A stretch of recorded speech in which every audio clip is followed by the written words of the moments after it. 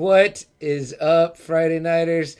Welcome back to another episode. I don't know. I feel like it keeps cutting off early. We're in the 20s. I know. I was like, all right. So, I got to hit record when the countdown ends on the other one. Yeah, because that was like 10, 9, 8, 7, whatever they're doing. That's why I should be watching the clock. Yeah, last time I went off at the 6 count. I rewatched the clock. Yeah, who watches the clock? Me. Yeah, so, what's up, Friday Nighters? Welcome back. It is, in fact, just another Friday night. Again. We almost were going to do another Thursday show. Did I do a post about that? If I did, I fucked that up. No, I don't think you did. This guy is Adamantium Adam. Oh, hey. We call him Double A. Know by now. Double A for short. I am CM Chuck. Not to be confused with the now returned CM Punk, who is having a great run. Oh, my goodness. Wednesday. Did you see the opening or not? I was at a concert, and That's right. You did. But tell me about it, because I wanted to ask you about the match. I mean, just the start of it. Like, as soon as they were in the ring, it felt like a WrestleMania type environment. I mean, people are going ape shit. Omega and Bryan. Yeah, and then when they locked up, I mean, man, the people popped even more. Dang, it felt like Danielson from Ring of Honor. You know, that best in the world. I mean, man. His first time wrestling with that name again. Yes. The American Dragon. I'm happy about it. I was like, yes. The American Dragon, Bryan Danielson. And, man, he was doing his, the fucking finger thing. Cool. I have till 5. Oh, nice. The crowd was chanting, you're going to get your fucking head kicked in, to Omega.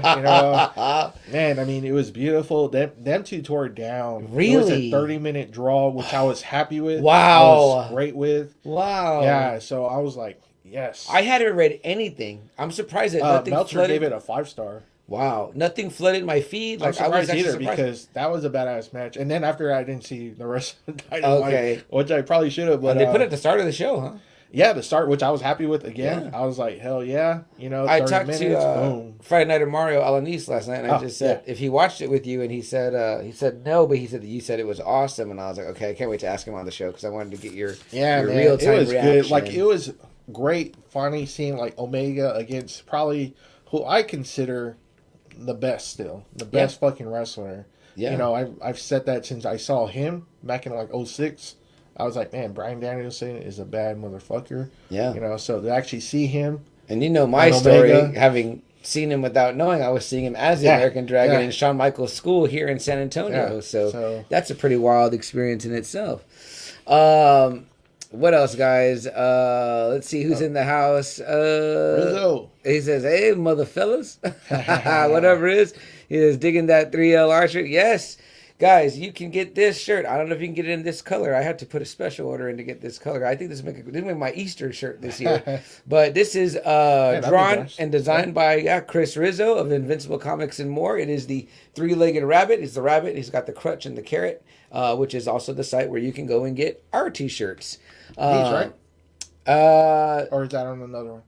You can't get that one there, but you can get not this one. You can get the one we're going to show you right now. The design. What does Riz say? He says, "I'm not a regular watcher of wrestling, but that's not." It was good. I mean, if you know these two certain wrestlers, Kenny Omega and Bryan Danielson, that's like a match that you're like, ooh, nice. They've wrestled before, but Omega was nowhere near the level of Danielson at that time. Now he's finally at that level, so it was a whole different. If I was able to watch it, I would have come over here and watched it with Double A. But I was at a concert I bought tickets for a while back. Me and my lady. Steve, you're in the house. Steve, we're waiting for you, bud. Riz, are you drinking beer? Riz, cheers to you too, Riz. Here you go. Doing some Yinglings, Steve. America's oldest brewery. So that's awesome to hear that it was great. And then I gotta look for a replay somewhere. Sunday through Wednesday, PBS by Ken Burns had this great documentary on Muhammad Ali. Oh, nice. It followed like pretty much his whole life, and that was exciting. That was badass. To see clips of like him and Sonny Liston, him and Foreman, him and Frazier.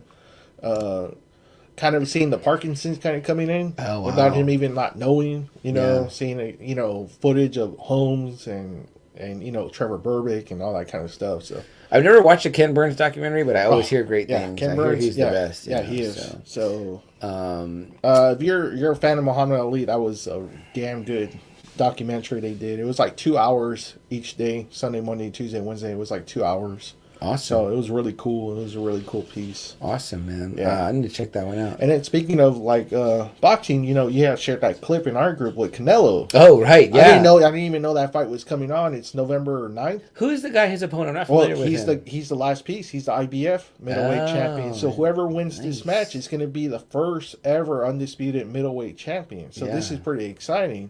That's what I was telling you when you showed me that clip. I looked it up. I was like, "Oh, I'm getting this fight because Canelo has all the other 3 major belts. Right. He just needs that one." It's when? October? November. Oh, November. Okay. 9th. Okay. Which I'm surprised they're kind of doing all these promoting already. Yeah. I'm like, it's pretty early. Trying to see when the cut happened, but it looked like they kind of went down, and I'm like, Canelo must have hit him with a left, like quick, and it split him. That dude keeps like trying to hit Canelo, man. Canelo's like too fast for him. Yeah, dude, that shit looked crazy, man. Yeah. That was awesome, man. So yeah. Riz does say cheers. He says, those were good. Glad you got me one sip. Oh, yeah, you're very welcome. I definitely will talk about that. Getting to meet up in person with Riz for my birthday that happened. Steve said, cold brews. I had that when I was on vacation up north. He says, good brew. He says, tried it on the 4th of July at the lake. Very nice, Steve. Steve, what are you drinking tonight? Let us know. Also, Steve, we're very interested to know if there were any closed deals maybe between you and Mr. Mario, Authority Comics. Did y'all work anything out? Or the Herculoids home with you where they belong? We want to know. Well, let me talk real quick, Double A, about, you guys know I had a birthday last week. That's when we did an early show. Thank you, Double A, for being accommodating. Turned the big 4-0.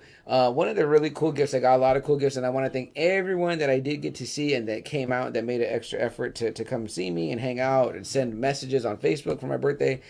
Truly awesome. The Friday Nighters, the Friday Night Faithful, you guys, I can't thank you enough. Made 40 pretty cool. But a really cool meetup amongst the many. They were all great, but I got to meet up with Chris Rizzo on Friday night. But before I met up with him, he had told me, hey, check your mail or whatever. You know what I mean? And I was like, okay, let me go check my mail. So I checked my mail. There was a big envelope. I had to go into the little extra box because I got that community mailbox. They only put little mail in there. And then if you got something big, there's a bigger box on the bottom. Anywho, there was something in there, and it was from Invincible Comics. And I was like, what is this? Pretty cool or whatever, right? So there you go right there, guys. Let me throw their banner up there if I can find it here. Invincible Comics and more, guys. Definitely go check out the Facebook group. Great. Chris, help me on, what do you guys call it when the it's an auction, but you just say like claim auction. Sold auction. Yeah. Great stuff in there. There's some going on right now. Chris has a lot of good Deadpool stuff up if you're a big Deadpool fan. Yeah, a lot of Deadpool. I got a couple of things out of the last one before that or whatever. So, but I'm sure he could find you pretty much anything if you need it also. But so Chris said, check my mail. I did, and he had sent me this really cool gift, and he even had it like wrapped individually within the thing, and he was like, which one to open first? So I start opening these little folders or whatever of stuff. It was really, really, really nice. You know what I mean? But the two coolest pieces by and far out of this, I'll let you hold this one, sir. If you saw our shirts, now it is a poster. This one is me, and that one is Double A, but again, the really awesome design that Rizzo did of, a play on the Sin City Frank Miller cover with Marv's story where we get our name from, Just Another Saturday Night. You changed it up, made it Just Another Friday Night, added our mic logo here, our silhouette, our name, and then, of course, not Sin City, but Alamo City, where we're from. This was really awesome, man. We want to get frames for these, hang them here. I'm hoping hang them here in the Pod Lab, AA. Because, hey, the beat goes on, right? People are still gonna get shirts, and they don't know if they're gonna get the CM version or the AA version. Your wife and daughter saw these today, and they were like, "Oh my god!" Like they were like super geeked out. Yeah, they wanted CMs. No, your daughter was like, "That's Daddy." I could tell with the hat and the glasses. And that was so cool. So Chris, big thank you, brother, for that. So nice. And then he did end up meeting me out later on and had a few drinks with us, which was also very cool. Got to meet the lady and stuff. They talked art a little bit, which was pretty awesome too. So yeah, man, really awesome. And then some other little stuff was in there as well. I truly enjoyed it. So thank you, Chris, so much, man. Really appreciate it. What are the comments we got going on? Steve says Scotch again tonight. Ooh, very nice. But no deals though. Okay, okay. I had a little whiskey with Double A's wife, and I was like, "Woo, that's gonna be hitting in a minute." Chris said it's reply Reply sold. sold auction. Okay, yeah. And he says, yeah, he has a lot of Deadpool.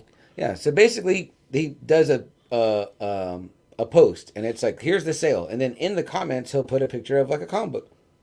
If you want it, you just type sold, and then it's yours. That's it. There's no bidding. There's no nothing.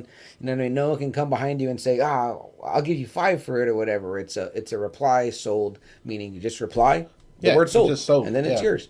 Yeah. And I got a couple of books out of the last one, which are pretty cool. And Rizzo does a lot of like cool things throughout the post. He'll put like, if you bought one, here's another one, and if you bought one, you can get this one for free. So it's really cool. So there was that. Let's see here. Riz says lots of Deadpool. Yeah. This one. Steve says nice posters. Thank you very much, Steve. Rizzo said, "Oh, that's awesome." I guess my family's reaction. Yes. Joe says the devil pick I sent you, Chris made. Oh, did you send me a pic right now, Joe? Joe is in the house. What's up, Joe? Yeah, what's up, Joe? And then Chris says, "I love hearing the reactions. Make all the work worth it." Of course, I had a lot of fun doing them. Chris, they're just awesome. They're awesome pieces. I love them. I've worn the shirt no so many shit. times. This is cool. This is the one that Rizzo did for. I'm not going to show it, Joe, because I don't want to step on y'all's thunder, man. But thank you for being here, Joe. Great last episode, man. All about the Mistress of the Dark. We got something about her we want to talk about. Yeah, too. So she came out with her autobiography, and I pre-ordered one for my wife. She loves Elvira. She's met her 2 times, and this one is a signed edition that I pre-ordered a few weeks ago. So I have it right there, there it is. Cruelly yours. Yours cruelly. Elvira. Yeah, she signed it right there. Look at that. The Cassandra Peterson autograph. Yeah, man. That's my babe, man. Huge crush from my youth. It was really cool hearing Joe and Lucky's episode. Now watch this. They watched Elvira Missions in the Dark, but Joe was saying how his dad was really big into him, and I was like, that's how I got into Elvira. My dad was really big into him too, and he has always loved the kind of B horror movies as well. He'll tell you about Planet Terror and Plan 9, Plan B and shit like that. And I'm like, okay, that's cool. But, I knew my dad was watching for Elvira. You know what I mean?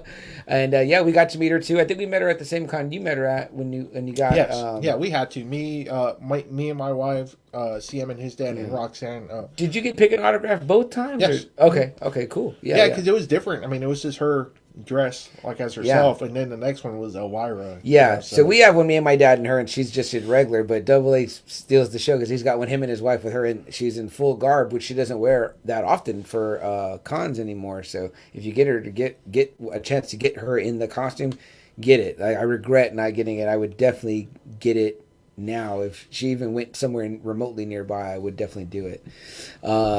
Let's see here. What else?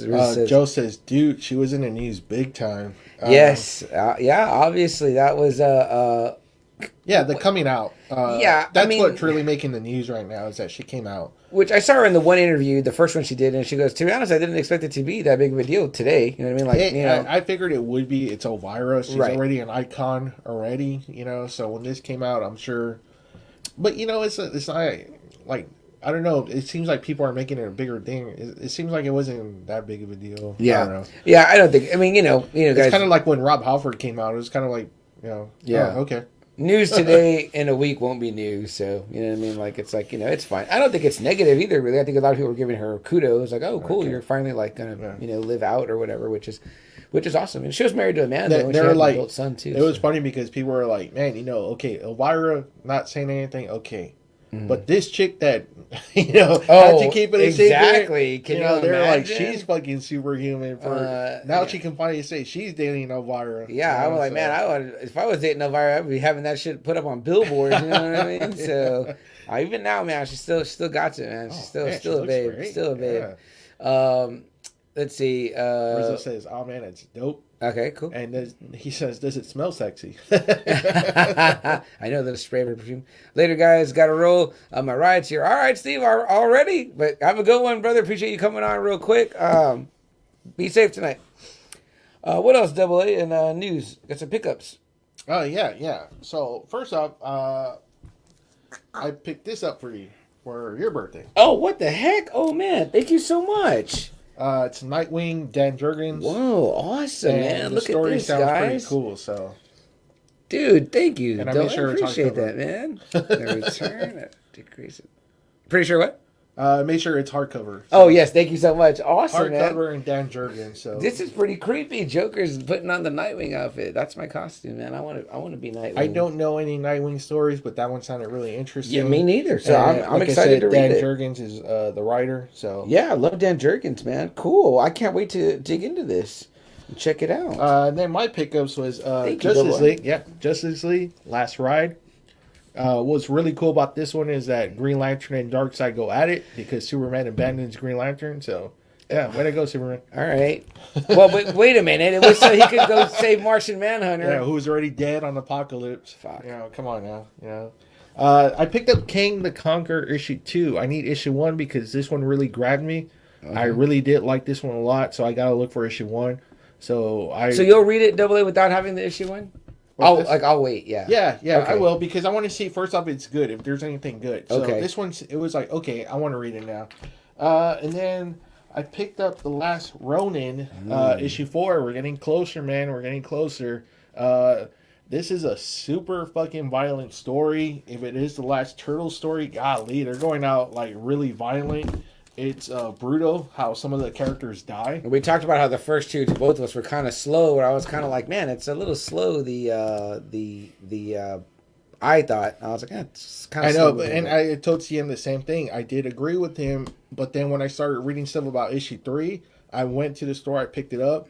Man, oh man, it picks up real quick. And then issue 4, I was like, shit, you know, like, damn, it's brutal. It's you dark. make me excited for wanting It's to read fucking dark of what Shredder's grandson, I think it's his grandson, what he's doing to, you know, our fucking favorite turtles here. You know? Is it Eastman and Laird? Yeah. Okay, cool. Yeah. So the duo is back together. This is their supposedly the last turtle story, you know, so like their envision. It's kind of like Dark Knight Returns, like how that was supposed to be Batman's last Should we story. cover it when it's done? I think we should. I think we should. It's a fucking cool story. And Maybe we get Foxy Roxy to do the theme song. She can do Ronin, Ronin, Ronin. Get them turtles, Ronin. No? All right. She sang it at her wedding. It was pretty cool. But I like it when she's on here. if you don't know, Rawhide, then it's not going to be that funny to you. But all right, awesome. What else? Anything I think that's it. in the world of pop culture and news and What If? A new episode came out this past Wednesday. It was not my favorite. We'll get into that one. yeah, we're definitely going to do that one. I feel like you. But it was not my favorite episode. So, yeah. What else happened? It was the wrestling. The wrestling was a big thing. Yeah, I felt like football again. Man, what a great fucking week it was. Sunday, man, a lot of bombs, a lot of surprises. Man, I thought Seattle was gonna win. Yeah, and then they fucking tanked it for me. So if you guys aren't in the Friday Night Faithful, you got to get the trash talk is heating up. Double A finally took a shot at old Rich. Rich ain't here. He might be licking them wounds, licking them wounds, and then I read Colts that. wounds. Yeah, and then I read his guy Carson Wentz has 2 sprained ankles. So I was like, fuck. Damn. Can you imagine having 2 sprained ankles? No. We've all probably had one at one time, but No. 2, I'm like, oof, that's rough. My boys did good this week. Patriots. We won, so that was good. Yeah, Mac Jones.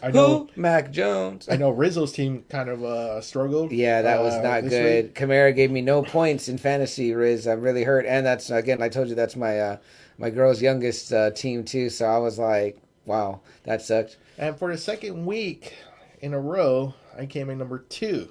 So that fucking blows. I need to tell Jack to make a IC belt for number 2. Yeah, but Double A to be there. He is rolling in our Pick'ems league, so I got to pick up some steam here. You know, I really like to tell people I don't really hit my stride till week 4. You know what I mean? That's my thing. But it's kind of hard because like the teams, you really don't find out until like about week 4 or 5, when you start seeing okay. These are the teams that are not so good. These are the teams that are really good. You know, Yeah. so I'm ashamed to say, and I'm playing in 2 leagues, and in both leagues I played Friday Night or Albert at the same league last week, and I lost him twice in 2 separate leagues. But in my in my one league, I left so much points on the bench, Double A, because I was like, I had no idea that these guys were gonna blow like that. McKissick from the Washington football team. I'm like, he blows up for 20. Now, mind you, I've got Tom Brady as quarterback in both, which is smart because the man threw for 5 touchdowns. Yeah. I mean, what the fuck? That's awesome. You know what I mean? Yeah. So I tell people I'm still allowed to root for Tom Brady because he's my fantasy quarterback. Damn it! But I mean, 5 touchdowns though. It's pretty impressive. Yeah, man. It's Does he slow down? Is he a fucking machine? I mean, I don't know, man.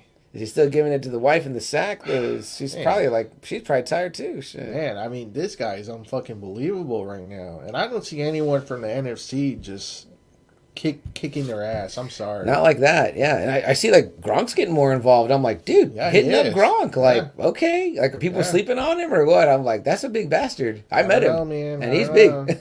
What do we got in the comments here, Double A? Rizzo likes the trade. I got you for your birthday. Nice. And then he says, I have a number 1. I'll hook you up and put you in your envelope for free. Hey. Oh, thank you very much. Rizzo. I appreciate that, Riz. Rizzo says, Wentz is glass even more than Romo, it seems.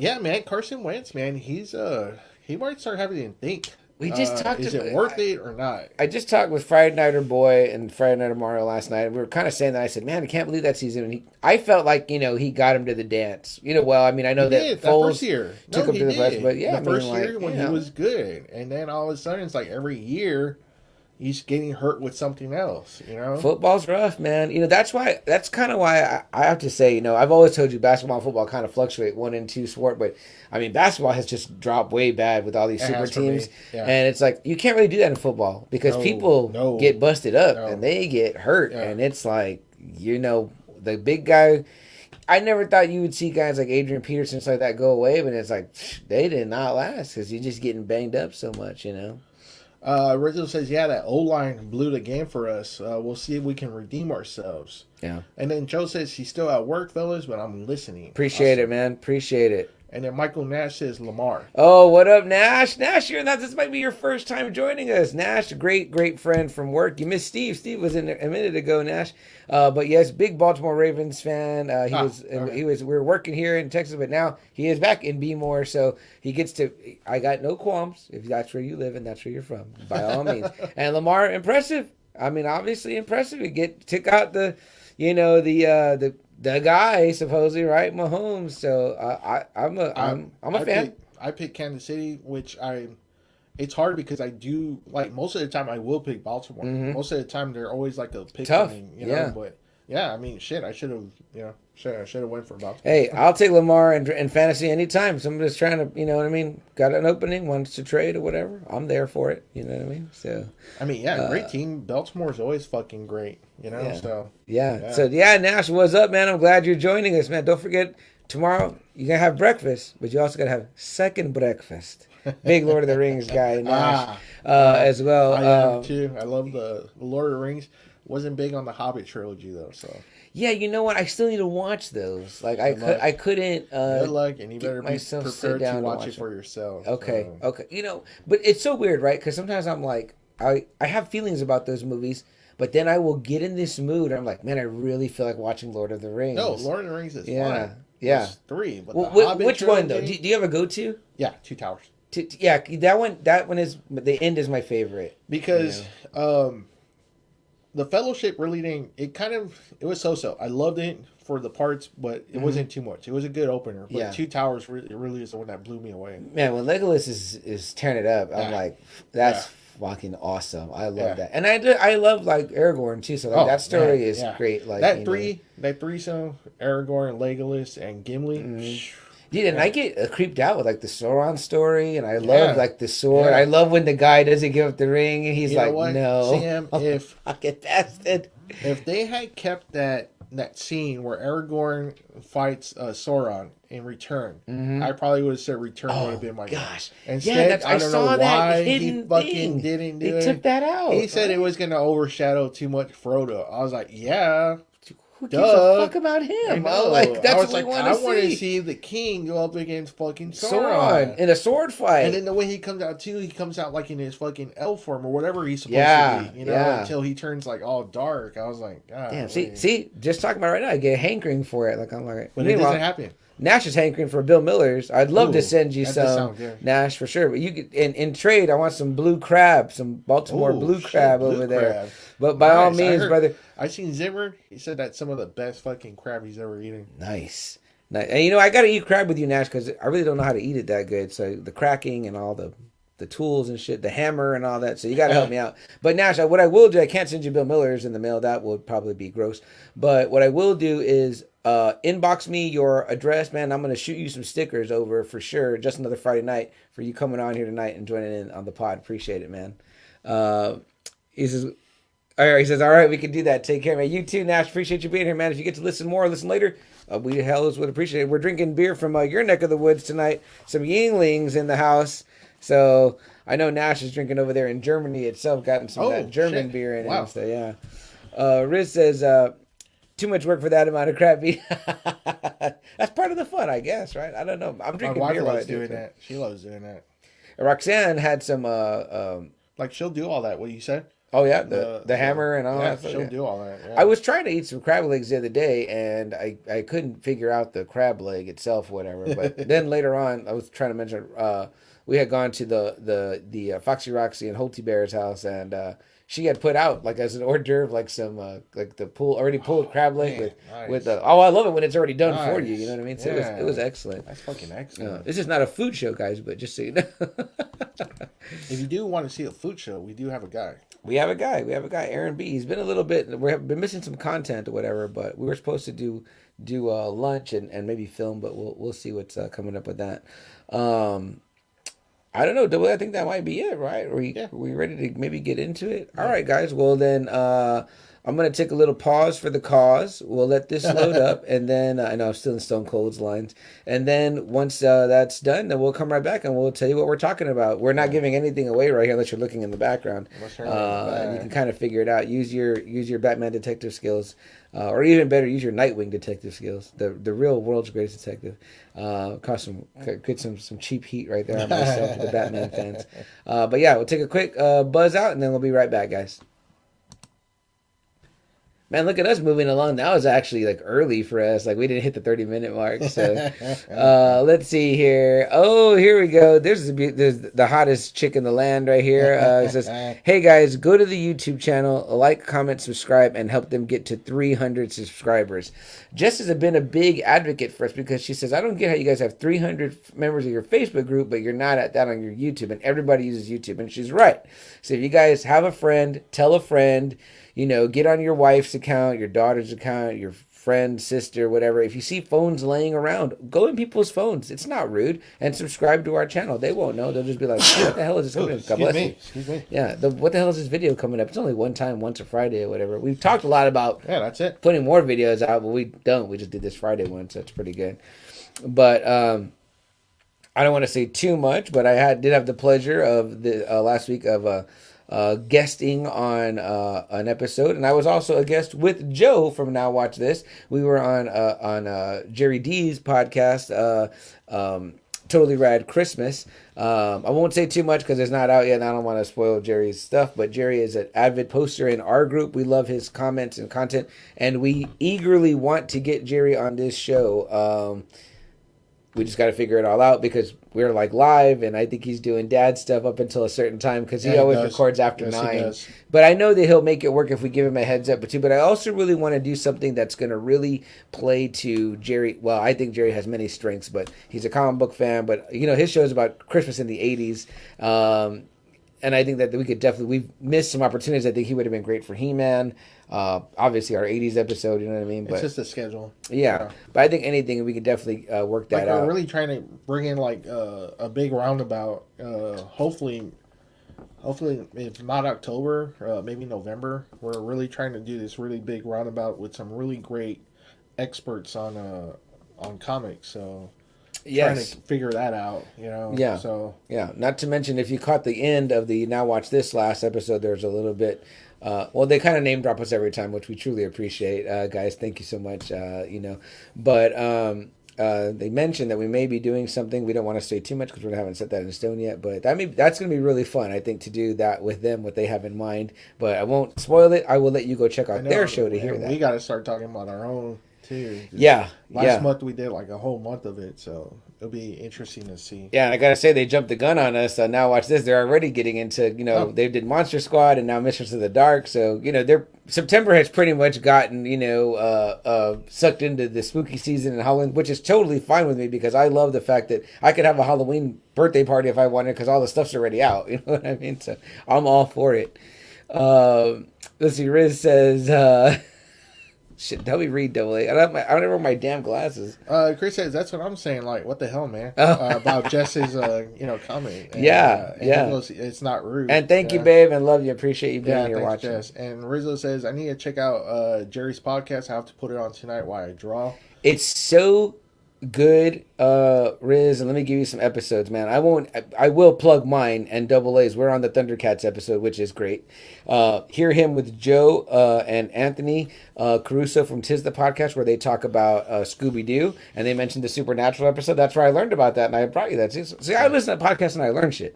There's a great one with Manny from Feliz Navidad Christmas, where they talk about Gremlins. And then he has these two guys, and I always forget their names. And Jerry won't be mad at me because he's the nicest guy in the world. But these other two guys, and they talk about a Christmas issue of X-Men. Yeah, the 142, which I didn't even know about, or 143. Yeah, Shadowcat is kind of the main. Yeah, I was like, oh shit, because I never bought it. It's like after Days of Future Past. So. Yeah, and they get heavy into kind of the Claremont writing and things like that, Riz. So I think that you'll appreciate that, as well as they talk about the art. But those are all great, as well as the one that we have out now that I'm on guesting, where it's me and Art from Cozy Christmas, where we talk about Pizza Hut in the 80s and around Christmas time. I didn't even know there was a whole campaign for pizza around Christmas time, but Pizza Hut did do it. And again, we talk a lot about nostalgically about Pizza Hut in the 80s, which is just fun.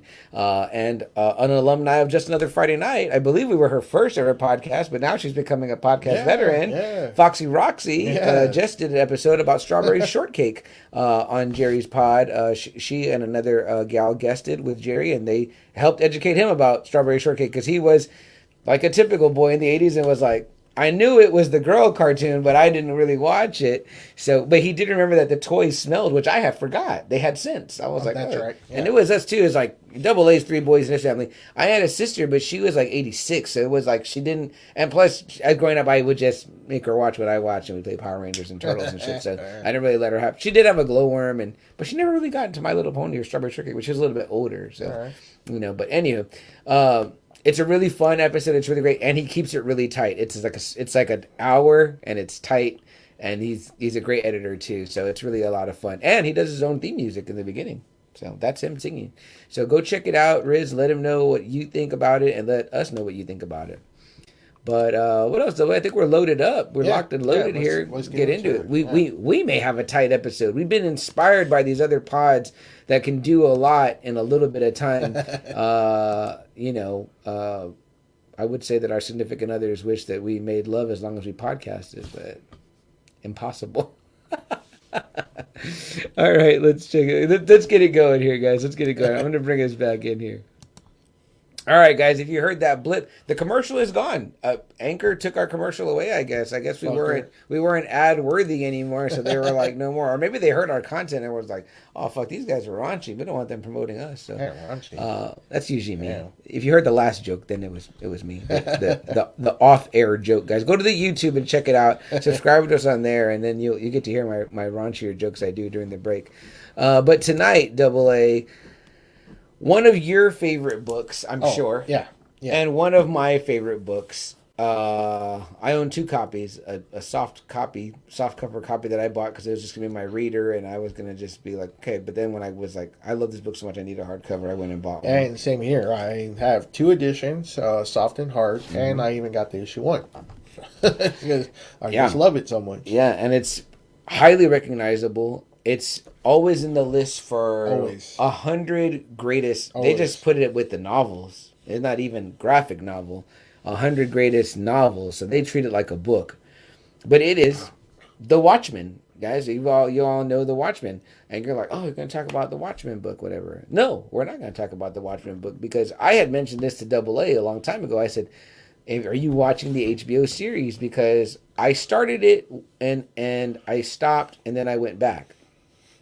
I had waited till my DVR recorded them all, and then I went back. It wasn't one of those initially where I felt like I could just keep going. You know what I mean? I was like, okay. I was like, all right. Like what's going on here? Like I kind of felt like, and I wasn't all the way into it. But then once I really went into it, and then when you mentioned that you wanted to binge it and watch it, I was like, oh, this is a great opportunity for me to watch it again. And man, boy, was it just as good the second time around. I would watch it again. I didn't even realize all the accolades it got. But the Watchmen, it's just called Watchmen, on HBO. That's what we're talking about tonight. This series, totally fantastic. I think I'm eager to. I haven't asked you anything because I wanted to get your opinions on air, and I want to hear what you think, what you want to say about it, how you want to start talking about it. Well, first off, it's a sequel. It really has no involvement with Alan Moore. Alan Moore always just wants his name taken off, but apparently Dave Gibbons, the co-creator, gave it all his blessing. Go ahead. It's set 34 years later, after 1985, after the whole New York incident. And so it starts off with like pretty much a whole brand new cast of characters. Yeah. I mean... And when Double A says sequel to the comic book, not to the movie, not the movie or whatever. Although I felt like the movie, Snyder's rendition, was very true. And I would have said the movie, except they changed the ending back to the comic book. Right, so, which we kind of thought in the movie, we were like, yeah, you kind of had to do it because that would have been weird. And then I saw it in the show, and I was like, oh, that's fine. But I was like, okay. No, but I think it fits on the show. I still don't think you could do that like in the movie. In the movie, everybody would have been like, "What the fuck?" Yeah. So I mean, it's fine. I'm not gonna lie. I kind of had trouble with the first two episodes, man. Yeah, well, I did too. I did too. Like I was like, this is kind of rough. Like I was trying to paddle against the tide here, and what was slowing you down? What was it? The whole story at first, I was like, are they trying to do like what they did in Watchmen? You know, the whole murder investigation. I was like, are they trying to do that? And it kind of took me a while to like, all right, because it doesn't give you a lot early on. No, you're seeing like this young little boy in the 20s in Tulsa.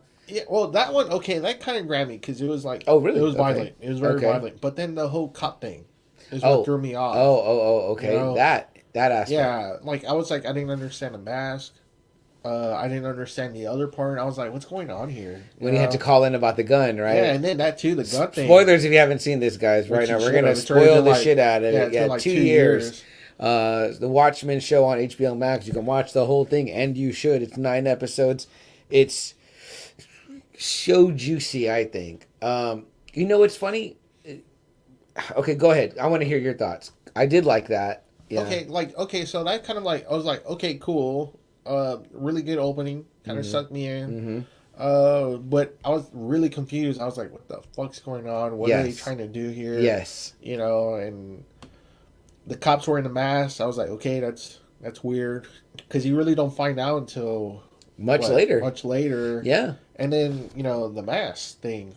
Like, the bad guys are kind of wearing this Rorschach right here, mask. guys. And if you read the comic, Rorschach's not like a bad guy, and he's not even come close to what these guys that start wearing the masks become. Yeah. You know? He's like a true anti-hero, I think, Rorschach is, but they totally take that, and the wrong people take that in this, and then they misuse it. And somehow the Rorschach journal does get out. They do report that it does get out, but I don't think it really leads to what he was hoping it would lead to. Right. Because it's like the end of the book, right? It goes to the New Frontiersman or whatever, but... And somehow they get in, and like you told me in the car, it was kind of like they kind of twisted it and made it like their own kind of version. And in this group, it's called the 7th Cavalry. It's a new brand of the KKK. Yeah, pretty much white supremacists have like taken certain things that they want and twisted them into their own versions. And they all wear his mask. Yeah, they all wear the Rorschach mask like this. I was going to wear it tonight. I don't know if it's like... In the context of this show, probably not that good. I don't know if it's because it's a no compromise thing. Because he was always big on that. The no compromise. And they just kind of twisted it and used it for their own kind of like agenda. But it looks like it's a big old war between them and the cops. Yeah, and maybe it's too because they chose to use it because whatever came out with his journal contradicted what was the believed thing that happened was that this giant squid fell on New York and released this phasonic blast, and it like killed 3 million people. But again, if you're familiar with the Watchmen book, the whole reason why Ozymandias does this, Adrian Veidt, is because We were close to the nuclear countdown, the right, clock, the yeah, doomsday clock. Nixon was still president in that universe, and yeah, they were getting ready for pretty much like nuclear war. So to do this, he kind of chooses to unite the world against a common enemy, but he does it in this very like dramatic fashion or whatever of again dropping this. It's what is supposed to be a trans-dimensional alien has fallen into the New York City, and as it's dying, it kills It all these releases people. a psionic blast that just like Yeah, saps people's minds. So right away, you're getting that back scene from the 20s with that ugly massacre, right. and then you're getting this cop, the cops and the Seventh Cavalry. It's kind of like, so that kind of was like, okay, we're going there. We're going to the like kind of like the white supremacist thing. We're going there. I was Yeah. like, because in the Watchmen book, I really don't think it has any of that. It's a No. murder story. Mm-hmm. So this was kind of like, I was kind of like, oh, okay. I didn't know how he felt about that. I was kind of like, Yeah.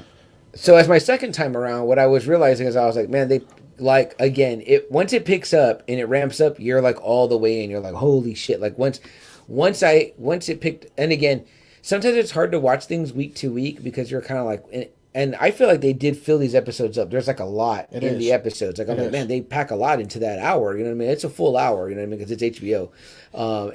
But they're also packing in a lot of stories. So it's like, man, it's like a lot of stories. So you're like, you do a lot of this. It depends on how you are. I totally get where Double A is coming from because I started it and I stopped it and then I started it again and then I stopped it. And then on the third time, I wanted to get through because there was interesting aspects, whatever. But again, I had to just kind of let the ball get rolling. You're meeting a whole new cast.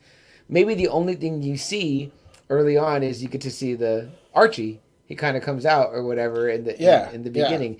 And the trailers had me so psyched because I was like, oh my gosh, there's all these things I recognize or whatever. You know what I mean? Like, how are they going to work that in? But I didn't know who was who and what was what. And they do a very good job of not telling you all that right away. Like, it's a very slow burn, but to a very excellent payoff. But you have to be patient and you have to suck in the story. And I think that it's definitely one that is better. It's going to keep getting better upon each rewatch. We just had a conversation about a particular character, and he's like, "Did you notice this?" And I was like, "I remember that scene, and I watched it twice, and I was like, I did not make that connection." So I definitely feel like it's one of those things where there's a lot of little things that come into play. So, but go ahead, Double A. Where are we gonna get to next? So they capture that dude, that shot the officer, Right. and they start asking him, are you part of the Seventh Cavalry? And we get introduced to Wade Tillman, aka Looking Glass, and he has he's a cop, and he has this mask that's like a mirror mask. He takes this suspect into this pod, and he just starts showing him images of I guess white supremacist stuff, and he's just asking him questions while he's changing the pictures all around him. It's supposed to, I guess, induce, your true feelings maybe coming out. What he one of the questions he asks is what if I defecated on the American flag? How would you feel about that? Right. He's like, defecated? Yeah, shit. What if I shit on the flag? Yeah. And then he's like, have you ever been part of the Seventh Cavalry? But he's keeps changing the images of all these different pictures. Yeah. And he doesn't give anything away, the dude. But then, when he comes out of the pot, they're like, what do you think? He's like, yeah, he's 7th Cavalry. Which Angela Abar, Regina King's character, she's like, okay, I'll take it from here. She beats the fuck out of this guy. Just off camera. They don't show it, but it's awesome. It's a lot of blood that comes out. Yeah. Holy shit. She is a fucking badass in this show, man. I didn't realize she won the Emmy for it. She 100% deserved it. She's a house of fire. She fucking is badass. I just been seeing those new Cadillac commercials she's been doing, oh, yeah. And I'm like, I love her. I love her. She's awesome, and she's awesome in this as a Sister Knight. Sister Knight. Angela Abar, that's her. And it's weird her because that was another thing that was kind of throwing me off. It was like, okay, you had Looking Glass, which his name is Looking Glass. They don't even call him Wade Tillman. He's wearing a mask. Then you got her, Angela. She's a cop too, but then she kind of has like this whole getup. It kind of looks like Green Arrow a little bit, you know? Yeah. Then you show another cop, Red Scare. Red Scare. He's dressed in red, you know? And he's clearly like, a Russian because he's got the heavy Ruski accent. You know? And Don Johnson is the chief of police, but he's dressed like in just a regular police outfit. So I was kind of like, what is this? Like another sector of the cops? Or yeah. And we kind of glazed. They're all wearing masks. Yeah, we kind of glazed over it real quick, but the regular police are wearing this like yellow mask, and this cop's doing like he's an African American cop, a black cop doing a routine traffic stop on this guy, and the guy's like he's hauling like lettuce. He's like a truck guy, whatever. Well, that's like a dead giveaway apparently. Yeah. Yeah, so he has suspicions, this cop. So he also notices the Rorschach mask in the guy's glove compartment when he gets his license and registration, and that kind of freaks him out right away. Yeah, so he's like, okay, let me go run your license and registration. So when he goes and he doesn't have his firearm, and this is weird too. Like the cops, they have to kind of like tell the dispatcher, kind of like, I have a situation, I need my gun, buzz my gun because it's like locked up. You can't just get it. It's locked. Yeah. And the dispatcher has to buzz it, and when it goes green, that's when he can pull the gun. Right. So I was kind of like, oh, wow. That's interesting. It is interesting, especially with kind of all the things that are happening. But then the dispatcher is like, okay. And, he's saying that he's pushing the button, and he's not. And then until he finally releases it, well, it's already too late. The guy gets out and fucking blasts him with the rifle. He's got his assault rifle or whatever. And at the same time, he has to kind of justify it to the dispatch. He's like, well, look, I saw a Rorschach mask in his glove. And he's like, are you sure it was that? Yeah, like the dispatcher's like, come on, man. Like what he saw. But again. That's like the red flag. That's like their number one enemy. Yeah. And this guy's trying to tell him, like, he's part of the 7th Cavalry. But an interesting social commentary, right? AA given all the things with police, you know what I mean? Like, I think that this show does not shy away from any of the topics of today, but it's kind of wrapping them in this. But that's setting. Kind of like, I was kind of getting thrown off a little bit because, like I said, Watchmen wasn't all about this kind of stuff. It is political in nature. Yeah. It's very heavy and political, but I was kind of like, oh, okay. Like, they show comedian doing things for the government. Mm-hmm. But like Night Owl and Rorschach, what they're doing isn't really like political. It's like a murder investigation. Yes. He's subtly putting, like, Alan Moore is very political. Don't get me wrong. Yeah, I think he had a lot. V for Vendetta, Watchmen, and maybe that's what they were going for with here. Maybe they were thinking, well, if Alan Moore was helping us out, right, maybe he would attack this subject. I have to think that wherever he's lurking, whatever, he liked this series. I don't know. I think that he probably did. I would say so because it to me held very true to what Watchmen the book was. So I mean, it's like I said, when I kind of want to watch my fantasy stuff, I kind of don't want to be reminded about the real world stuff. I guess that's what I'm trying to say. Agree with you. I'm like, oh, golly, like I have to see this in the fucking news. I really don't want to see it in my comic book series. You know? I thought they put it in a tidy bow though. That was very like it was like, and it quickly gets away from all that kind of like they put my medicine in the dog treat, and I was able to enjoy the dog treat without the medicine was still there. Like I was like, okay, I see what y'all are getting at, but it was fine. And like I said, apparently like Angela and Don Johnson's character Judd Crawford have a really tight relationship. They're super tight, and they're having dinner. Mm-hmm. They show he's really good with the kids and everything, and obviously when they tell him that the officer got shot, he's like at a play, and they tell him, and he leaves right away, and he calls out the cops, and it's a big deal when a cop gets shot because you're like, what the fuck, Yeah. But he seemed really cool, a really cool character. I liked him right away, Don Johnson. I was like, oh, he seems to have his shit together. Yeah. And he seems to direct people in the right way. Yeah, I agree. And like I said, him and Angela, for this little bit of time, they have a really good... Don Johnson and Regina King have a really good chemistry together. Yeah. I think we're still like in episode 1, right? Yeah. And this is what I tell people all the time. I said, there are things that you can do that can make... Some shows go on forever and you don't care about the characters. But quickly, this show establishes their relationship, and you care about Angela and Judd. Judd Crawford. Because he seems like a really good straight arrow cop. Right, like you see him like around. He seems to really well, care. we do see him do a little bit of the blow in the thing. What's Yeah, when he goes to the kitchen to get another bottle of wine or whatever, and then when he's sitting at the table, she tells him, she's like, "You got whatever on your nose or whatever." So, and then he's like, "Oh shit," you know what I mean? Like, because her kids are there, and he's with his wife, whatever.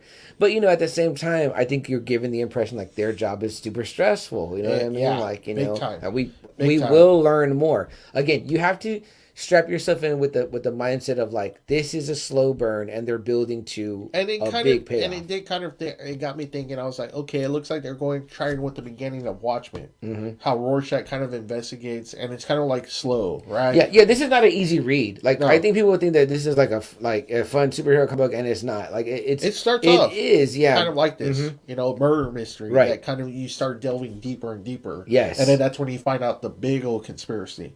And that's kind of what this happened. It's a small murder investigation that turns into this really big conspiracy again. So. Yeah, not to mention the whole comedian Silk Spectre stuff. The first Silk Spectre, like how all that plays out, is a very like deep story. Like it's like holy fuck, you know what I mean? So, but so there's definitely some stuff going on in this. And then is at the end of the episode we have what happens? Much he's riding out into the highway, and all of a sudden he just gets all flat tires, like boom, boom, boom, boom, and he's like, "What the hell?" And he looks, and he's like, like what the? He sees like this strand almost of spikes. Yeah, like a what they have. The police have those. They're called but and then all of a sudden a light hits him. Right. And then you don't see what happens afterwards until. What, Angela gets a call, right? I think so. Yeah, she gets a call. And she goes out there. No, yeah, she gets a call from a mysterious voice. Yeah, mysterious voice, yeah. And then she goes out there. He's like, don't put your mask on. I know what you look like. Something like that. Right. Know? So she goes out as herself, not her alter persona.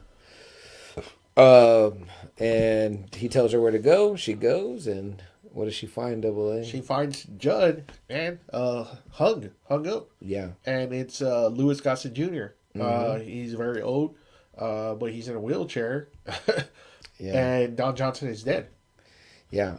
He's been lynched. And he's bad, in a tree real hanging. bad. Yeah. And Louis Gossett Jr. is there. And I was kind of like, holy shit. Like, I was like, wow, they killed off his character already. Right I was away. like, holy shit. Yeah. Yeah. And so... right then, the ball's rolling now, right? Because this was her friend. Yeah. You know what I mean? And she... like I said, they had like a really great dinner. He was entertaining her family. The daughters. He was being very charming. He was Yeah. being very charming. You know what I mean? And that's like... it's... You see how close they are, Yeah.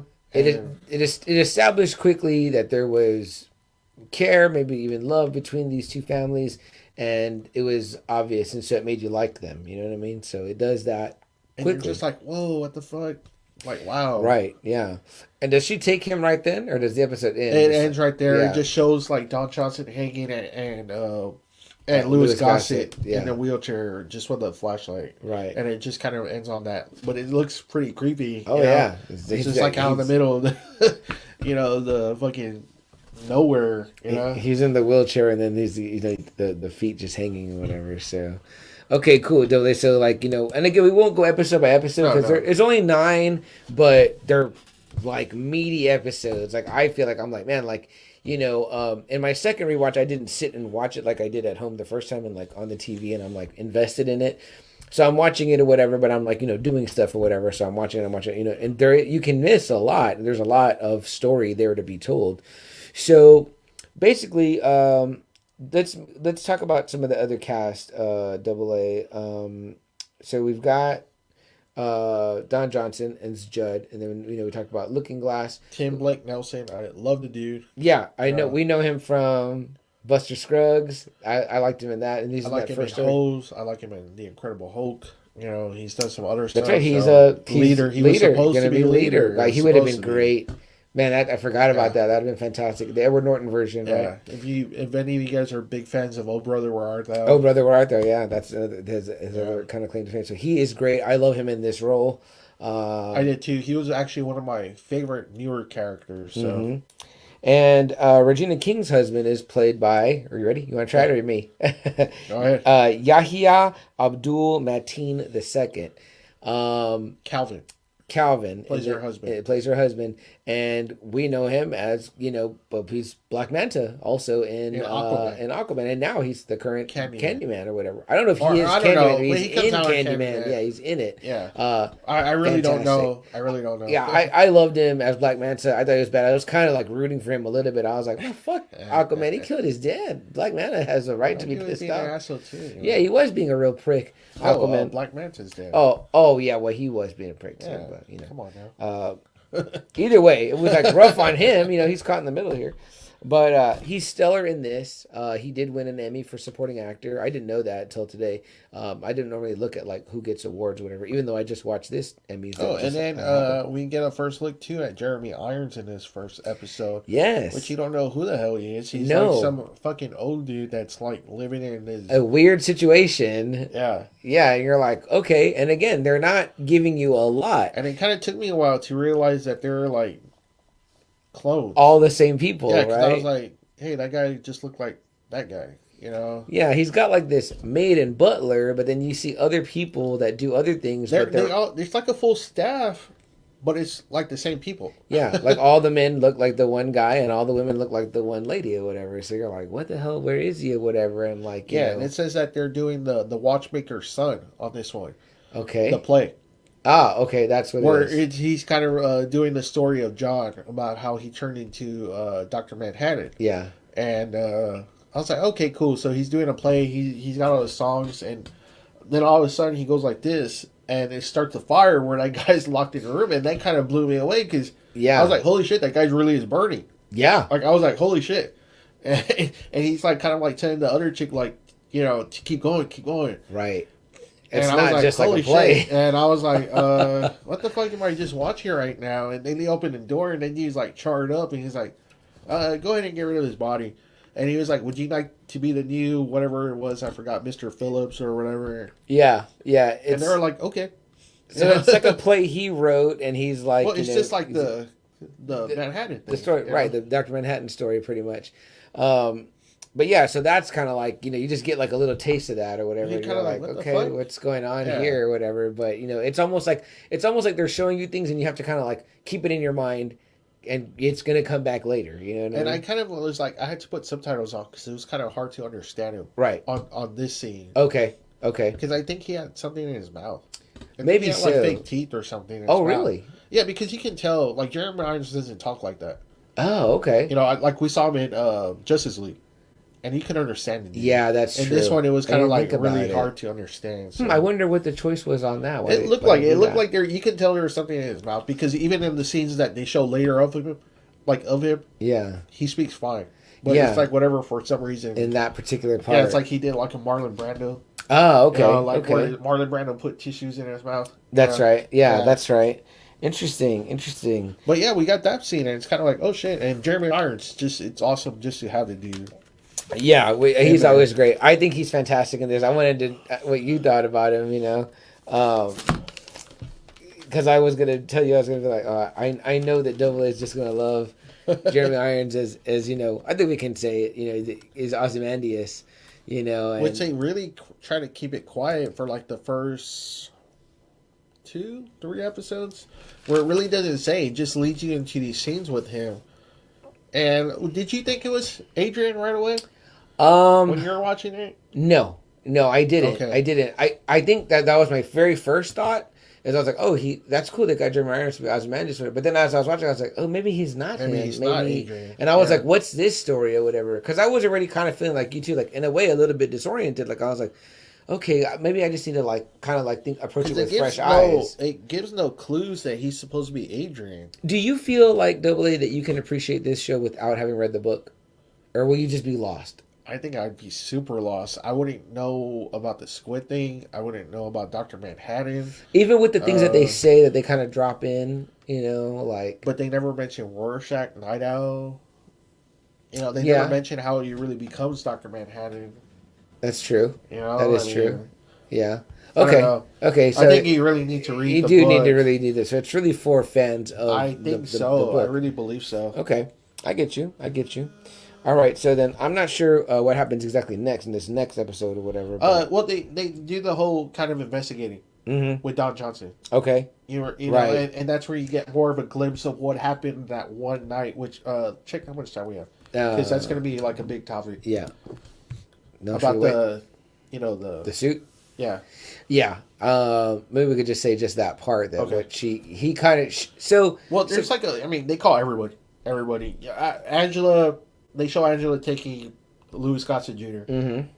And she doesn't take him to jail. She takes him to her. For some reason. She's going to open a cafe.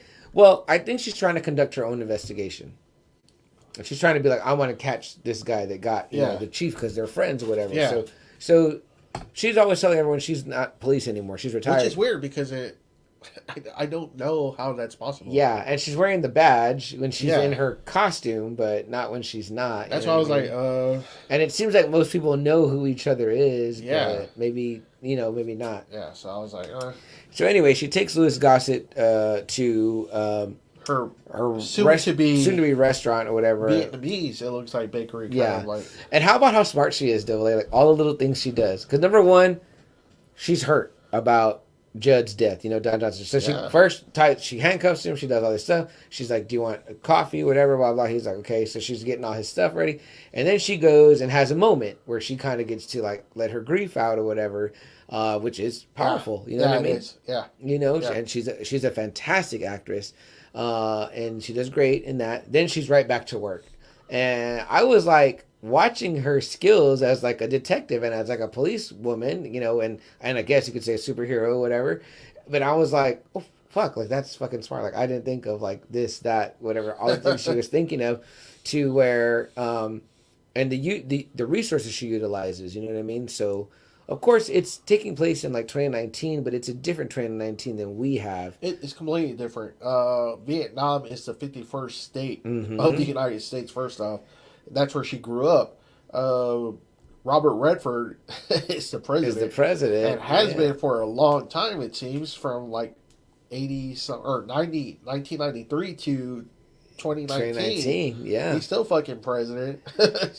And they kind of mention it early on, but they don't really come back to it. But like, I guess that people that were direct descendants of this awful Tulsa massacre, which is a real thing, in 1921, they were receiving like, I guess you could call it like reparations or whatever. They were, they were being paid by the government for the tragedy their family, went through. So because of that, they have these kind of like DNA testing facilities or whatever. And that's right. Yeah. That's right. Yeah. She very smartly gets the old man Louis Gossett Jr. We're calling him by his actor name, but right now, but yeah, because I don't know if they mentioned his name yet. No, they don't mention his name. Yeah, and she gets his DNA from the cup, and that's how she finds out like more who he is. And, yeah. And it ties back to the earlier story we saw in episode 1. So we're right at the break right now, guys. So we'll take this quick break, and then we'll read some comments, and then we'll see what you guys think about Watchmen, the show. I'll be right back. Go for it. And Double A is doing his best Superman, leaving me like I'm the Green Lantern right now. So abandon me here. But let me check the comments, guys. You guys know I can't read shit. I do bring my glasses, but I like to put them on because then I'm putting them on, taking them off, and the headphones, it's like a big old mess, whatever. But let's see. Aaron B in the house says, "What's up, fellas? What up, Aaron B? Glad you're here, man. We just talked about you, man. People are eager for another food episode, so we want to know what's up with that. I've been asked by." Your old co-creator of the Boozecast, Steven, has asked me, and then earlier we were talking about food, and I said we may do more food soon. Let's see. Aaron B says, now I have to watch The Watchmen. Oh, dude, you will love it on HBO Max.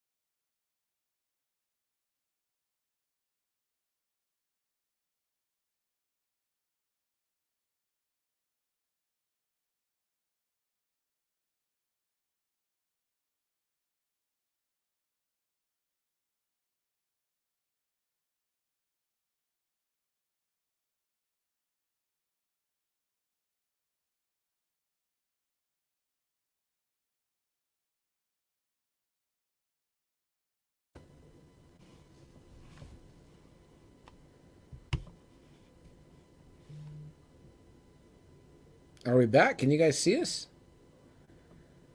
Anybody there in Facebook land? Let me know.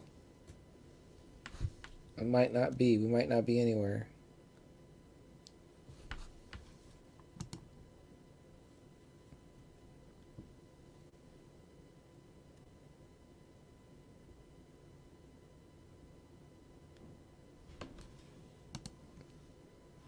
I see us connected. But hey, there we are. Okay, so the Facebook live came back, so I didn't have to end the broadcast and start a new live. Hey Charlie, come on. You know what? I turned my phone to a hotspot, so I got us back on that. The power went out somehow. People say they can still see us. Oh, really? In the whole house? But just up here. Oh, but the lights are on in here. Yeah, because I turned it back on downstairs. Oh, I think Double A had to go and do the old flip the switch thing at the. He was doing his best Samuel L. Jackson in Jurassic Park. You know what he cranks the thing there. So Rizzo says he can see me, so that's cool. Jason says, "What's up, bros? What's up, Jason? Sorry, man. Technical difficulties here. See, this is the joys that other podcasters don't have to experience. So we go live. Is it on there? Like Let me see if I see your Wi-Fi signal here. Which one is it called? Double A? Sorry, guys, you're enjoying us. Watch go through this. The 2E. 2E. We're looking for right there. Look right here? Yeah. It looks like it's on. Yeah, okay. Okay, cool. But I have extension to the phone. I don't want to disconnect. Okay, that's Okay. fine. Okay, Yeah. we're back on. So we're back. As Joe says on Now Watch This. And we're back. Although I think we've been missing it a couple of episodes. Joe, guys, we appreciate you guys for hanging out through our technical difficulties. We're glad that the Facebook Live came back up. Because I would have had to end the broadcast and start a new broadcast, which would have been really weird. So, yeah, hold on to your butts is definitely right. But yeah, again, the joys of going live, guys. These things happen. I don't even remember what we were talking about at that point regarding the show. But I know that we're not recording, so we're gonna let that piece record, and then I'll bring us back real quick here in the next second when Double A gets back. I think I was about to go off and then come read your comments. So I love this from Rizzo. I hate this hack of shit. Jason, Rizzo, we appreciate you guys being here in the house. Again, technical difficulties at Casa de Adam, where we think there was a little bit of a power loss here, which caused. But I turned my phone to a hotspot, was able to bring us back in. I don't know if that drains my battery or not, but if it does, it drains my phone. That's fine. I'm gonna leave it on that until I can switch. It does look like Double A's Wi-Fi came back, whatever, but. Yeah, guys, so there were some comments in here. Rizzo says Chuck broke it. That's probably true. He says, never leave again, Double A. Exactly, Double A left. That's right. He says, no video or sound. And he says, fix it, Double A. Great stuff. Great stuff. We appreciate that. Let's see. So regarding the Watchmen, what we had was Aaron B saying now he has to watch Watchmen, which is great. I definitely suggest watching it, Aaron. Watch the movie, too. The movie kind of can help you, like, as a lead-in or whatever, I think.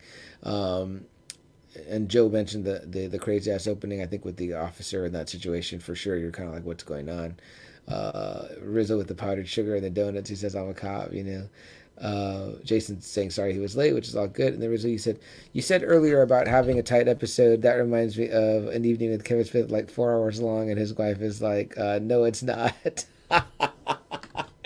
Yeah, man, you know, we tell our wife, Double A tells his wife, and I tell my girlfriend this, and they're like, oh, we're going to try to keep it tight. That's why I've been trying to start us earlier, you know, like today, 7:30 was like really good, you know what I mean? If we can ever do 7 or 6:45, it's always good to like, we start right then, whatever. But then we end up like, you know, I thought our Superman one was going to be super short because I'm like, oh, we're just going to pretty much say like, pretty much gush like how much I love the character, how great he is. Then we like start having these ideas. You know, the true idea is to have it be where we do a 30-minute opening or we talk with you guys, then we go into the episode 30, you know, whatever it is, we try to break it into segments, you know, another 30 minutes there because we got to break it up anyway. So 30 minutes there, then another 30 minutes. You would hope you cover it all in maybe an hour. If not, you know, then you go an hour 30, whatever, then you close out with 30 minutes and you have a 2-hour show, but it never works out that way. Okay, I'm back. Connected. Double A is back. And it's connected. Okay, and he's connected and he's good. It may be possible for me to switch. I don't know. We didn't lose the live. No, don't switch in. Okay. Okay. But everything's back on. Yeah, Rizzo is here, and so he said that we came back in. So Jason wants to know what's going on this weekend. MonsterCon at Wonderland. Oh, MonsterCon at Wonderland of the Americas. Go check that out. Me and my family are going to be out there. Oh, really? Roxanne and John are going to be out there, Oh, too. nice. What time is it going to be at? I think it starts at 10. I got to tell Jess. She'll love to go. Oh, yeah, go. It's super fucking cool. Mm-hmm. They have, like a lot of things Halloween. Okay. Always. I mean, it's cool shit. It's cool vendor stuff, DIY stuff. Awesome. Really cool stuff. Awesome. I know Alfred, our friends over at Collector Co. Corpse are going to be out Alfred's there. Alfred's going to be there too, so go check that out. Yeah. He just reminded me that I have a book with him that he was like, man, I'm sorry, I didn't send it out. He was like, but we normally meet up. So it's like, here. Sorry, I'm a little out of breath, guys. I was going up and down, up and down. Double's got a house with the stairs, so it's like, he's going to go there. And I was like, you need this right here. That help you. Like, I'm a very basic electrician. I kind of know, just, the on and off, unplug, 10 seconds. Well, it's weird. I wonder what major power surge at all. I don't know. I don't know because everything was off in there, so I don't know. There's no storms. They just completely killed everything off. Yeah, that was weird. Yeah, I was like, I think we kind of we went down. I saw the thing start rolling, so. It was good. Let's see here. Riz says, gonna call you CM Clutch. Thank you very much. I appreciate that. I'll take that. Riz, are you gonna make it out to MonsterCon? Jason, how about you? MonsterCon, Wonderland of the Americas. It's the old Crossroads Mall. You should go check it out, man. I think that you'll dig it. Where we have that picture with the chick from Sleepaway Camp. Oh, nice. Okay, very cool. Very cool. Yeah, Double A famously met the Sleepaway Camp gal there. She's a favorite of Joe Bob Briggs. He calls her up. Speaking of who does still the horror hosting thing. She's easy on the eyes. So yeah, and he has another gal on there that's pretty easy on the eyes too. And I'm like, dang, I started following her on Instagram. Yeah. But we always say. Joe always gives Lucky stuff because Lucky always likes those parts of those 80s movies, where the girls are, I said, oh, yeah. Everybody likes that part, Joe. That's the best part. I don't think I was watching it like that. So. So I don't know what we got in audio, guys. This is obviously not on the audio right now. I'm going to bring the audio back if you're watching us on YouTube. We'll find out what we get, and I'll make it work. Hey, if you can't be worse than that. When I did our 75th anniversary without Double A, and me and my sister, and I kept bringing on people to interview, and I was letting them talk through. I was like, oh shit, there's going to be a big old gap in that. If you just heard the audio, that's not going to sound too good. But you can always watch the full and uncut on YouTube. I'm wondering what this will look like on YouTube as well, which is neat that the Facebook Live didn't go out. It didn't just end. Right. So we made it back in time. But Riz says probably not. We had a little bit of a... Oh, no. Ooh. Okay, a little bit of a car accident. Okay. Well, glad everyone's safe, man. Yeah, I know that always sucks. That puts a damper on your day, week, month until you get it all sorted out. I've been there. Well, on that note, maybe we just get to talking some more Watchmen, Double A. Not really sure exactly. Oh, nice. Okay, it might have just did it then. Yeah, maybe it just stopped and it loaded. So that's a good thing. We may have. We'll make it work, guys. You know how it is. It ain't just another Friday Night Live if you don't have some things that what we learn every time because we're like, well, shit, that never happened before. 75 episodes later. You know what I mean? So here you go, right? All right, guys. I'm gonna bring us right back now, talking more of the HBO show Watchmen. All right, Double A. So anyone that was watching us on YouTube knows that we just had some technical difficulty there. Hopefully we can cut that out of the audio version at least. But either way, we're back. Again, as Joe says, and we're back. So we get into this moment. Everyone's on foot now. Everyone knows what happened. And, she pulls the DNA off Will, and then she gets back. Louis Gossett Jr. Yeah. And... she's holding Don Johnson as they're pulling him down, and she has this really great memory, kind of sad, kind of really nice moment memory. There was this event called the White Knight. Right, that's right. I don't know, the 7th Cavalry. Yes. All of a sudden they got massively coordinated, and they attacked about 40 officers at their homes on Christmas Day. I think it was Christmas Day. Yeah. And... man, they killed a lot of cops that night. How fucking awful, right? Yeah, that's really awful. Kicking people's doors, cops on Christmas when they're at their most vulnerable. Attack them and attack their families. And her partner gets killed. and he had 3 kids, and we understand because she's got 3 kids who you see earlier, but they're not. Her and her husband are African American. They're black, and their Right, white. their kids are white. So you're like, what's going on here or whatever. So this is where we find But out. on this Christmas night, they're like her and Cal are dancing, and he's waiting until 12 o'clock to open up a box or whatever. Mm-hmm. And then all of a sudden, she hears something. Right, she hears some shit.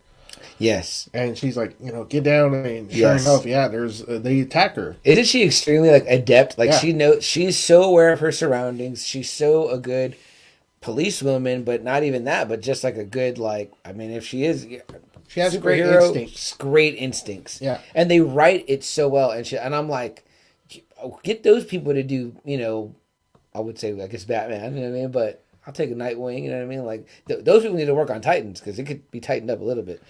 You don't see very much, but you see obviously she gets really fucked up, and it looks like she's about to get killed when something happens. Yeah. And then she wakes up, like in a hospital, and Judd is there, Don Johnson, and he tells her about everything that happened. He says Cal was there with her. He's fine, but he was there for 3 days. He told him to go home, clean up and come back. I'll watch her. Yeah. And he tells her about all the events that happened, all the cops that got killed, and that's where they really get to know each other. He tells him, call me Judd.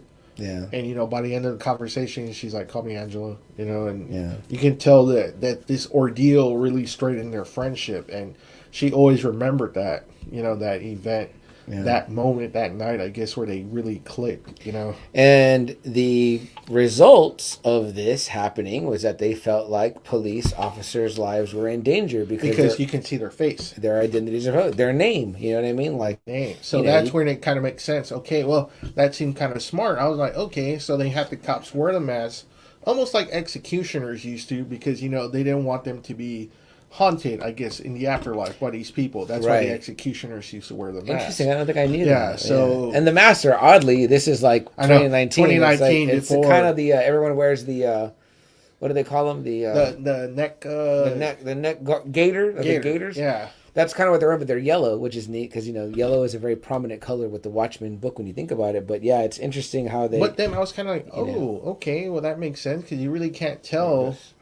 a person, right? So it's like, okay, that's kind of safer for the cops, in a way. See, people that at the time were watching the show were like, that's not believable. You'll recognize them. And then it's like a year later, we're like, no, I don't know anybody with the fucking mask on. Is that her? Yeah. Yeah, exactly. Yeah, you know what I mean? So, yeah, that's why we see that officer in the early thing. He's in his car, but then he picks it up, his mask. And it's kind of funny me rewatching it, right? Because I watched it then, and I'm rewatching it, and I'm like, oh my gosh, what a common thing now to... lift up your mask. You're about to get out and talk to somebody. An entirely different reason. But that's why we learned that it's like, okay, that they were... Because of this terrible night that happened. Yeah. And if you're a policeman, you don't tell people you're a policeman. You're like, oh, I go to night classes or I, whatever. I work a night job at, fucking Domino's or something or whatever. You just don't tell people that you're a police person. So, yeah, we see that bonding part of there. And then there's something, she finds out at the DNA thing. Angela finds out about that, Louis Gossett Jr., who has yet been unnamed. What we can kind of figure is the little boy from the beginning, based on the age, that's they her reveal grandfather. who it is. It's Will Reeves. The kid, disappears, and, obviously he changes his name, I believe. Yeah. Because his parents were... He doesn't say that till the very end. Williams and Ruth Williams. Right. Until the very end does he say why he took that name, whatever. As you see him... I mean, we could just say it now because that's not that pivotal, but he's watching a black and white movie as his mom played the piano. It was silent film. Silent film. So she's doing the dun dun dun dun dun, and it's a black sheriff or whatever. It's real life. It's a real based sheriff. on real life. Bass real Reeves. Sheriff, yes. Right. Yes. Yeah. It was the black sheriff of Oklahoma, or whatever, which I didn't know was real, but I thought was really cool.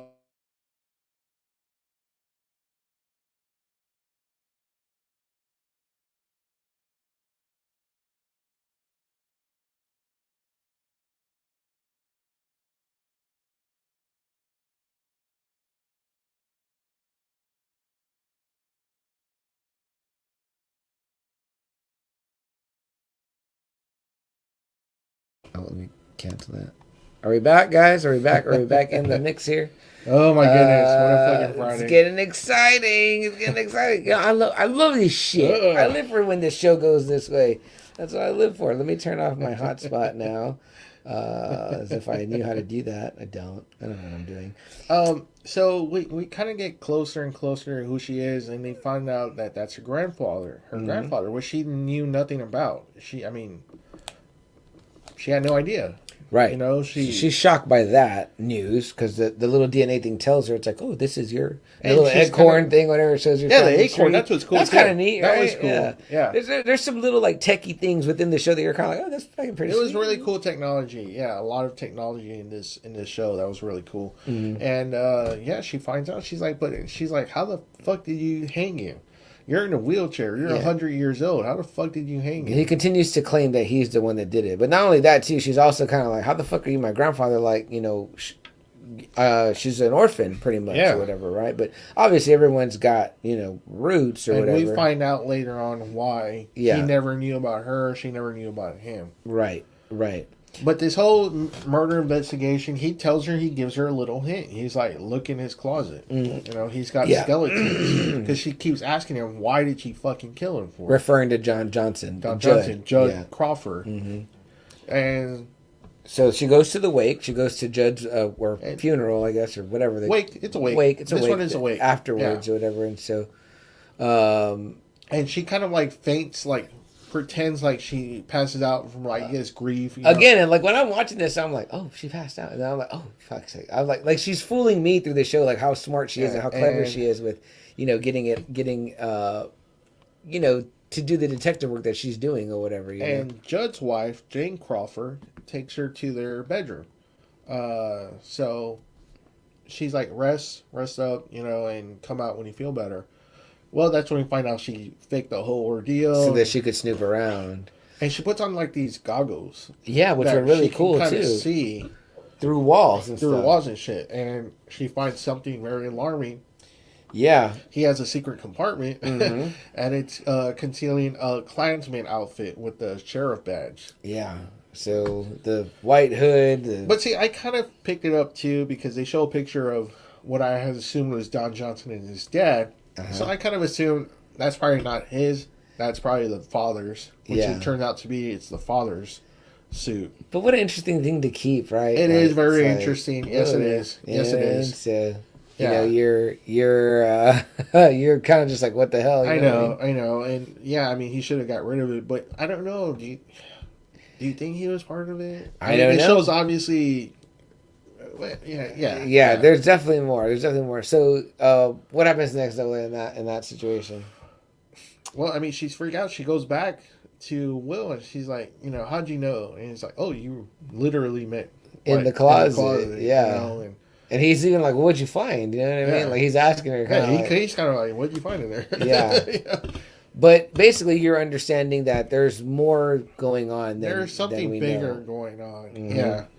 And it's just kind of like that one's just kind of figuring out who Louis Gossett is, and Don Johnson, why he died, and all that kind of stuff. And then we meet the senator too. We meet Senator Keene, Joe Keene or whatever. And this is where he meets her in the elevator, and he's like, "Oh, you saved my life," and all that. Because there's like a big attack at the funeral. Not yet.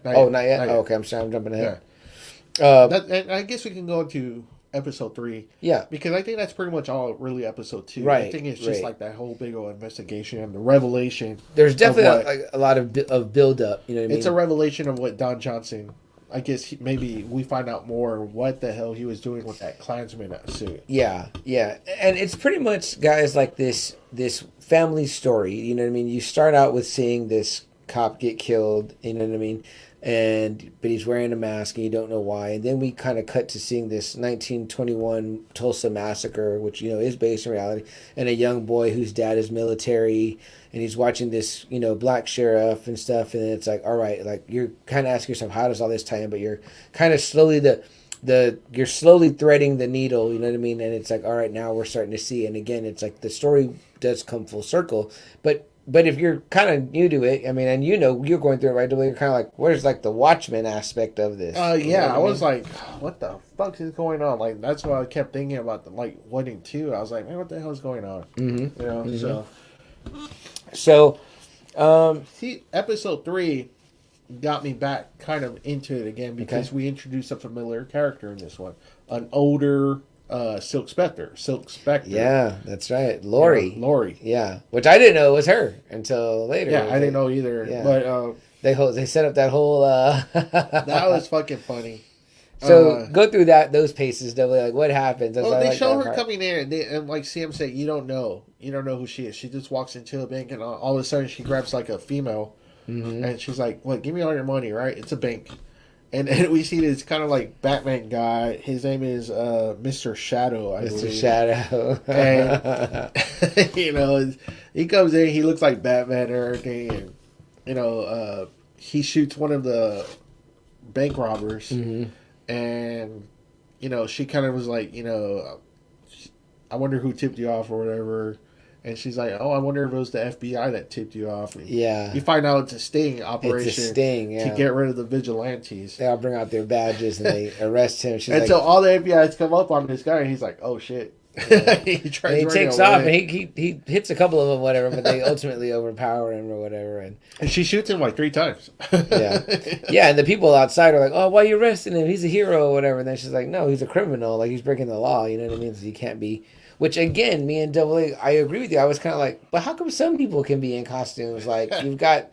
Looking Glass, Sister Night, Red Scare, and I forget what the other girl's name was. The one Red Scare was I was with or whatever, but... yeah, like I guess maybe if they're law enforcement, but they choose to take up a persona, it's okay. I mean, I guess if they're detectives. Yeah, it's kind of vague a little bit, but it's almost, I guess, what Civil War was. You register. Right? You can wear your costume, but we know who you are, and it's like I don't know if you want all that becoming public record, so to speak, but. Okay, so that brings in Lori, and we know her, we learned that she was, Silk Spectre, the second one or whatever, the comedian was her dad. And Pirate. Her name's Pirate. Pirate, okay. Pirate. That's the girl that hangs out with Red Scare. Jenny. Pirate Jenny.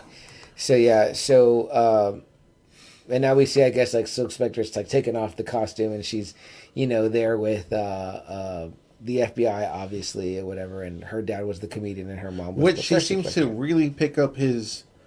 I guess outlook on life, the cynicism. Yeah, you know what? I didn't think about that till right now. So that's an interesting point you bring up. Yeah, she was quite the cynic because she even starts coming out with the jokes too, which I was kind of like, wow, okay. You know what? I didn't pick up on that at all. That is really clever. Yeah, that is. This show does that so much.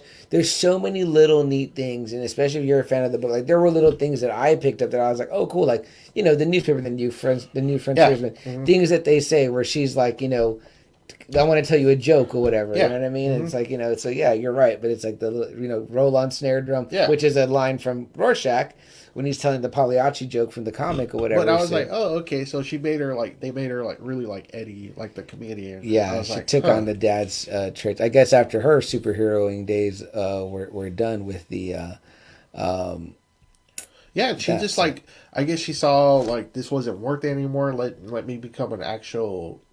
FBI agent, right? And it sounds like Night Owl too, because the senator comes into her apartment, and she has like the pet night owl, and he's telling her that she needs to go to Tulsa, figure out all this crap that's going on down there, and he said, obviously he's a popular senator. He started this. He's the senator of Oklahoma. He's the one that told the cops to wear the mask. And it's gaining traction in other states. And he's already becoming like that potential presidential candidate. Yeah. And he pretty much tells her, if you do this for me, if you knock it out, presidents have the power to pardon people. And it's kind of hinting like Night Owl somehow went to prison. You know what? See, I didn't grab that either. Yeah. That makes sense. Which I was like, man, what the fuck happened? Yeah, because I forgot she had a relationship with Dan. Yeah, and then she had that owl. She had the owl. I didn't even put that together. See, there's pieces I'm learning right now. I'm like, wow, I didn't... Like, I have to admit, like, because I watched it a long time ago, the first time, whatever. But once the ball gets rolling, you're so eager to be like, well, what next? Well, what next? Well, what next? And there's little things that you can forget. And even on my second watch, some of the stuff I thought I was picking up, because I was definitely into the Vite story a lot more. Like, I was like, okay, I want it, because this was like kind of blew my mind the first time or whatever, And it's so many good payoffs where you're like, oh, that's so fun or whatever. Like, there's like this happens, that happens, this happens, and it gets kind of paid off in that sense, in that end. But what's next, Double A, regarding that? Do you remember on the? Yeah, so she goes to Oklahoma. They fill her in and they pair her up with Del Peedy, an FBI agent. Yeah, and he's a big superhero. Mark. Yeah, like he knows everything about the Minutemen. About what was their group called? It was the Minutemen and. Man, I can't remember. I thought it was like the New Minutemen. Okay, it might have been something like that. I thought, if I remember correctly, whatever. Like, yeah, so like he's super fucking pumped. He's with Silk Spectre, and they're about to go to like almost this whole area where it's almost like everyone's dressed up, in masks and everything. Yeah. She's like, oh my goodness, like she's tired of all this. She's like, they're assholes. People who wear masks are assholes. I mean, she's really like complete cynic. Like it's tough. And she really doesn't want to go to Oklahoma either. She's like, oh, fucking Oklahoma. Yeah. So she's like, man, she's really not looking forward to this case. And and do they cut it to the part where she's talking to Dr. Manhattan? Is that yeah? Like she does some jokes. And apparently you can talk to Dr. Manhattan. They have like these booths. Like almost like a phone booth, but it's not. It's like, because obviously he's kind of thought of like as a god. So it's almost like... yeah, so it's kind of like... you're connected to Dr. Manhattan and he can hear you. So go ahead and talk. And she likes to give him like these jokes, because obviously they had a relationship. If you remember the Watchmen series, they had a relationship. Yeah. He was, she was his like second girlfriend. Yeah, I think so. Yeah. So after the original one, they was where he got just bored with it. Yeah. Where he was still man. Right. You wanted a younger female. Mm-hmm. So. She's very just cynic. She talks to Looking Glass and she's just not respecting him at all. Yeah, like I did not like her character. She just came off. I think she was meant to come off like a bitch, and she was very bitchy. I was like, okay, I don't like you, even though I know that you're like the older Silk Spectre. Like I'm like, you just like you're not cool now. Like I said, I think it's just because it's kind of showing how she became like the comedian. Yeah. Later, like how comedian just didn't give a shit anymore about anything. Right. Right. And she's trying to talk to Angela. She's trying to get information. Mm-hmm. She's trying to find out about this fucking case because she wants to do it in and out. Their relationship is interesting because it's almost like they're on an equal level of like intelligence or whatever, and they're like, no one's gonna give the other one anything, and they're just kind of. And they never really bring the Silk Spectre up a whole lot, right? No, they don't really bring it up. Yeah. Yeah, but except for the guy Petey that knows, that's who she was or whatever. But so they're all going to a funeral, and they make everyone give up their weapons. Their weapons. Everybody. That's right. Somehow this guy, Regina, Angela is doing a eulogy for Judd, and all of a sudden, like this guy just brings up one of the 7th Cavalry, and he grabs. Who does he grab? He grabs someone. He grabs King. Joe. Yeah. Joe King, the senator. Mm-hmm. And, it's like a big scene. And Lori shoots the dude. Because he says he's got a bomb wired to his heart. And sure enough, he's like, if my heart stops, it's going to blow. But she shoots him because she's like, they're usually always bluffing or whatever. She says later. But this one's not, yeah. And, they were like, everyone get back, get back. And I thought this scene was kind of like, oh, brutal. Yeah. Angela drags the fucking dude in the hole, in the freshly dug hole, and then she pushes the casket with on the top body of it. Yeah. But her fucking kids were there, man. I know, but it's just like, oh wow. I was like, I don't think I would have thought of that my first instinct. That's what I mean. Me neither. To throw the casket on there, like, oh shit. Further muffle the blast. She's so smart, and she's written so smart, and she's so like does what's necessary. And I thought they were going to show reactions. Yeah. Like, especially from the wife, like, holy shit, my husband's like even more fucking blown up.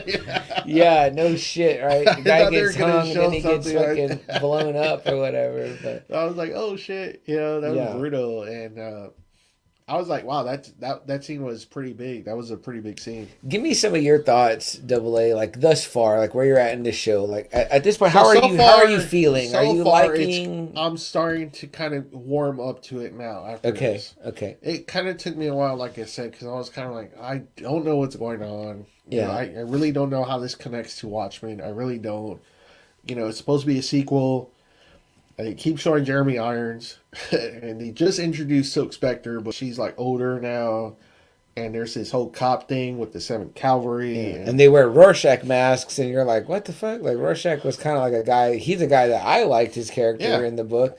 And they mentioned Dr. Manhattan, but very passingly, like, oh, he's on Mars. You know what I mean? He's like, on Mars. Like, and then you got this whole, Louis Gossett Jr.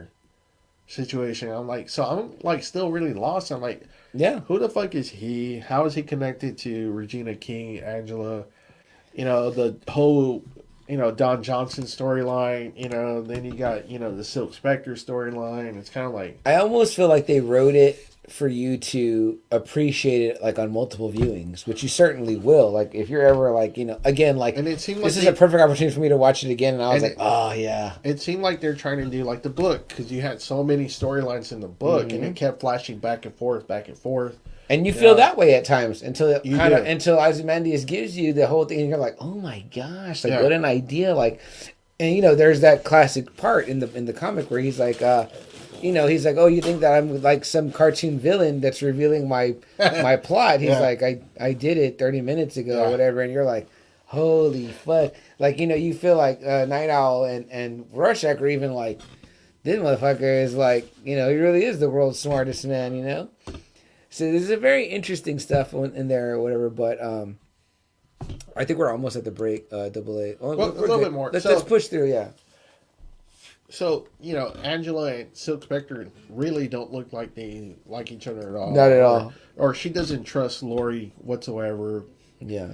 And I think she thinks she kind of doesn't give a fuck. You know what I mean? She's like, oh, this bitch is like here talking about masks and like making it very light of it or whatever, Yeah. Yeah. I mean, like I said, the way she talks to Looking Glass is kind of like, golly, like you're talking down to this fucking guy. Yeah. Who is one of their better, I think, cops and a smart guy too as well. You know what I mean? Which I can't wait till we dig more into his the later episode with him, because I really love that episode when they dealt with Looking Glass. I really did like that episode. Yeah. So I can't wait to really delve into that one.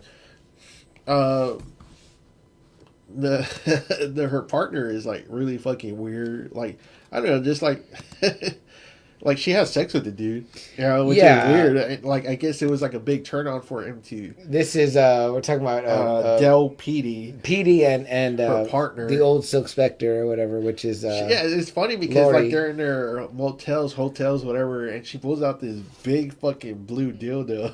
Yeah, like huge. Like it's like comically huge. We're like, and I'm like, it's okay, I guess that's supposed to be Manhattan. Yeah, the Dr. Manhattan special fucking vibe right there. I'm like, all right. But instead, she like goes and screws the fucking. She wants the real FBI thing, agent, and he's wearing a mask. I was laughing pretty hard about that. I was like, well, I guess he was like, man, this is like a dream come true. There's like a lot of scenes where like if somebody walked in, they'd be like, what the fuck are you watching? Like some weird porn, some shit? Or you're like, no, it's not. Which kind of makes sense, right? Well, she's always giving shit to her mom in the Watchmen book, but then here she is like doing it. Right.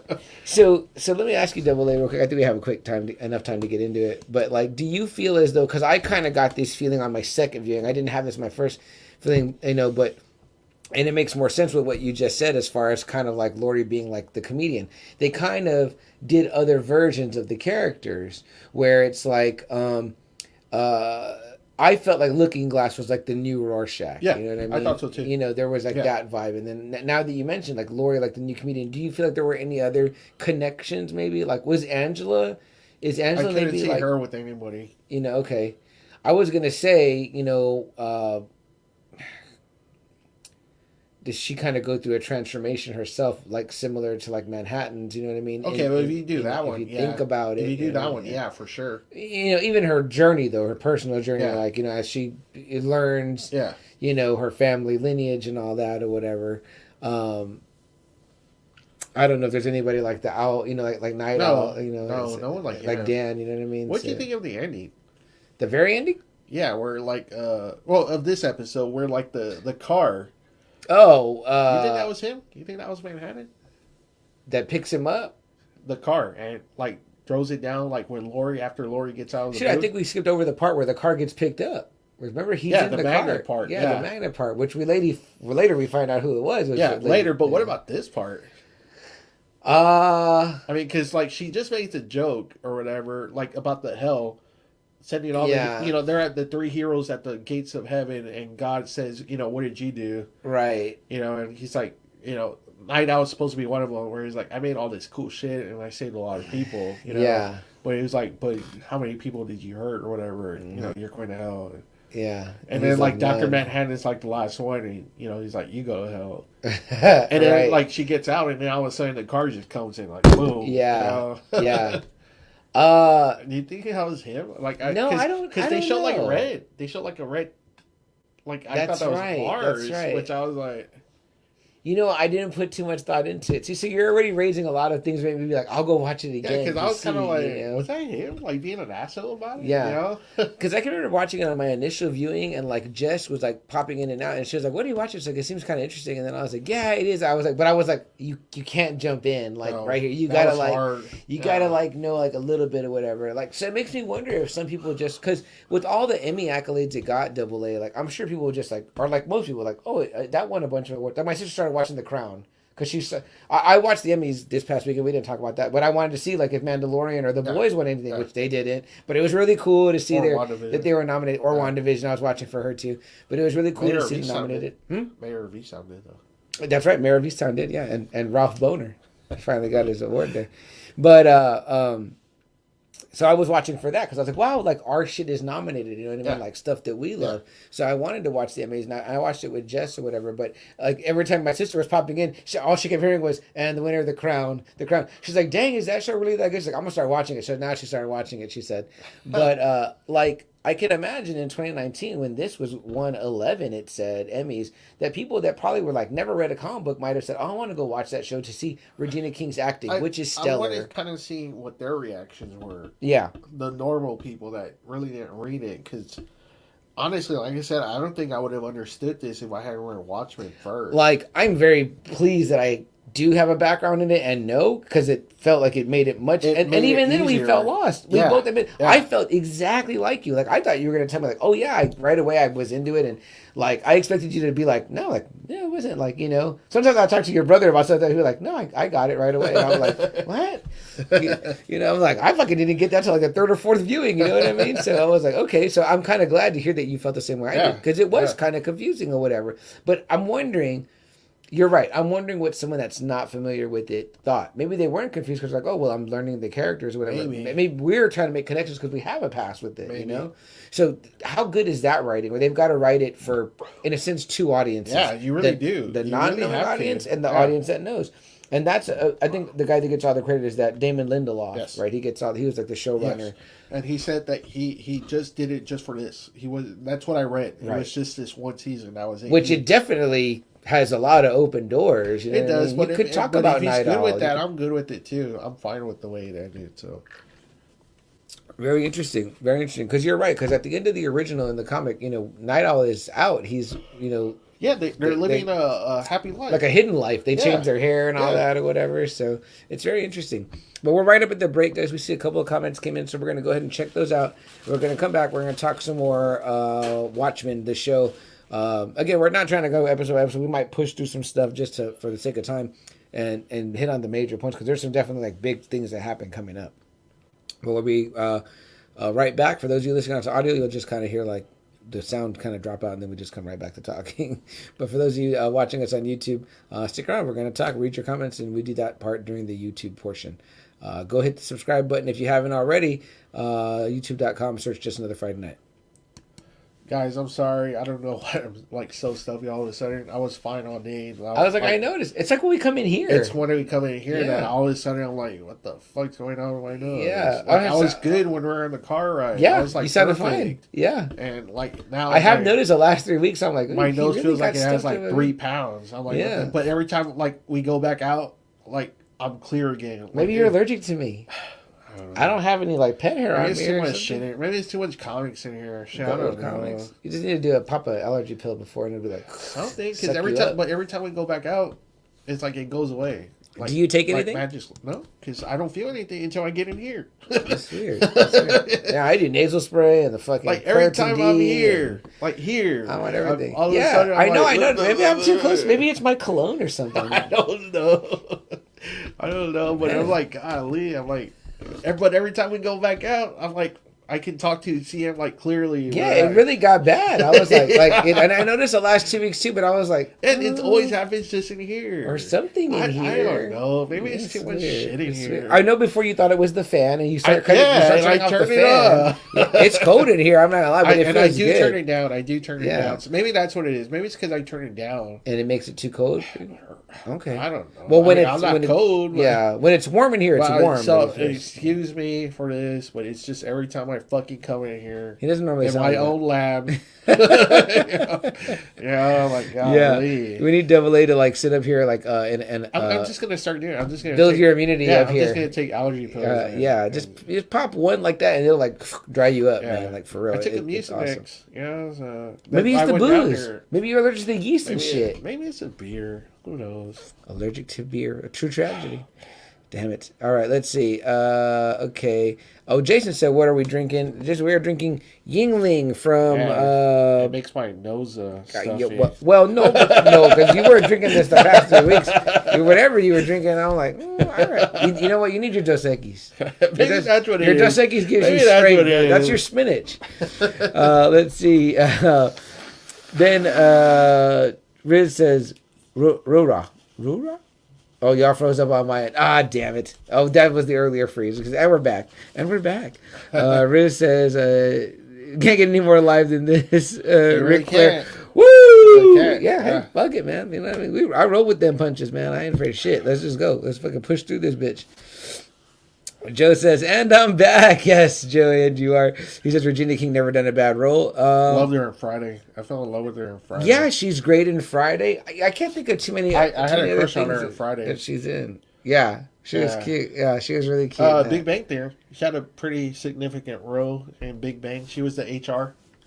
I don't remember. You don't her remember? in that. Like, you know what? I didn't push through all the way with Sheldon it. gives her a copy of Roots. Wow. She's like, this is really inappropriate. She's really funny in her role. She calls in Howard a lot. She calls in fucking Sheldon a lot. She's fucking funny in that show. I've been watching. I think I told you that What We Do in the Shadows, right? Yeah. It's on your Hulu, man, right. and it's fucking hilarious. And there's a recent part, right, where like it's funny. Jessica's brother, Reuben. Yeah. Because he. His brother-in-law looks just like one of the main characters in I've that seen him show, or before. whatever. Yeah, but he's such that guy is such in the show Nandor. He's so fucking funny. But they take him to Atlantic City, I think, or Reno or some shit. So the vampires are there, right? And he's like, I'm playing the Big Bang Theory. He's like, I love Sheldon, their leader. You know what I mean? He's like playing the fucking slot machine. He's like, it's so accurate to the show, but they do the voices. It's fucking hilarious. Man. Speaking of Hulu, man, I fell in love with Only Murders in the Building. Great fucking show. Steve Martin Short, and Selena Gomez. It's a really fun show. You're telling me. I want to check it out, but I've been waiting to watch it at home with Jess and my they talk about like this murder that happened in their building, and they're translated it into a podcast. Oh, cool. Because they love true crime podcasts, which I thought you would love. Yeah, definitely. They listen to this one podcast, and they get so intrigued that they start investigating this murder that happens in the building, and they're like, let's start our own podcast about it. Interesting. It's fun, man. That's pretty cool. And then Steve Martin Short, man. I mean, and they were fantastic. golly. And Selena Gomez is fucking funny in that show too. She's hilarious. So. And easy on the eyes. Very so. No doubt. But, I mean, it's called Only Murders in the Building. New episodes every Tuesday. I think they have 6 episodes so far. And this Tuesday will be their 7th. And they got renewed for a 2nd season. So. Awesome. Great cast. I got to give Hulu all its props, man. I noticed at the Emmys, speaking of the Emmys, and then the show that Lucky from Now Watch This and Dork Dad suggested was the Reservation Dogs. It just had its season finale, which was good. And it's just like a fun, funny show, too. Oh, like, man. There's a lot of weird shit in there. My wife started Handmaid's Tale. I saw the first episode there. Oh, I was like, no, I'm not going to see this one again. Oh, is it too much?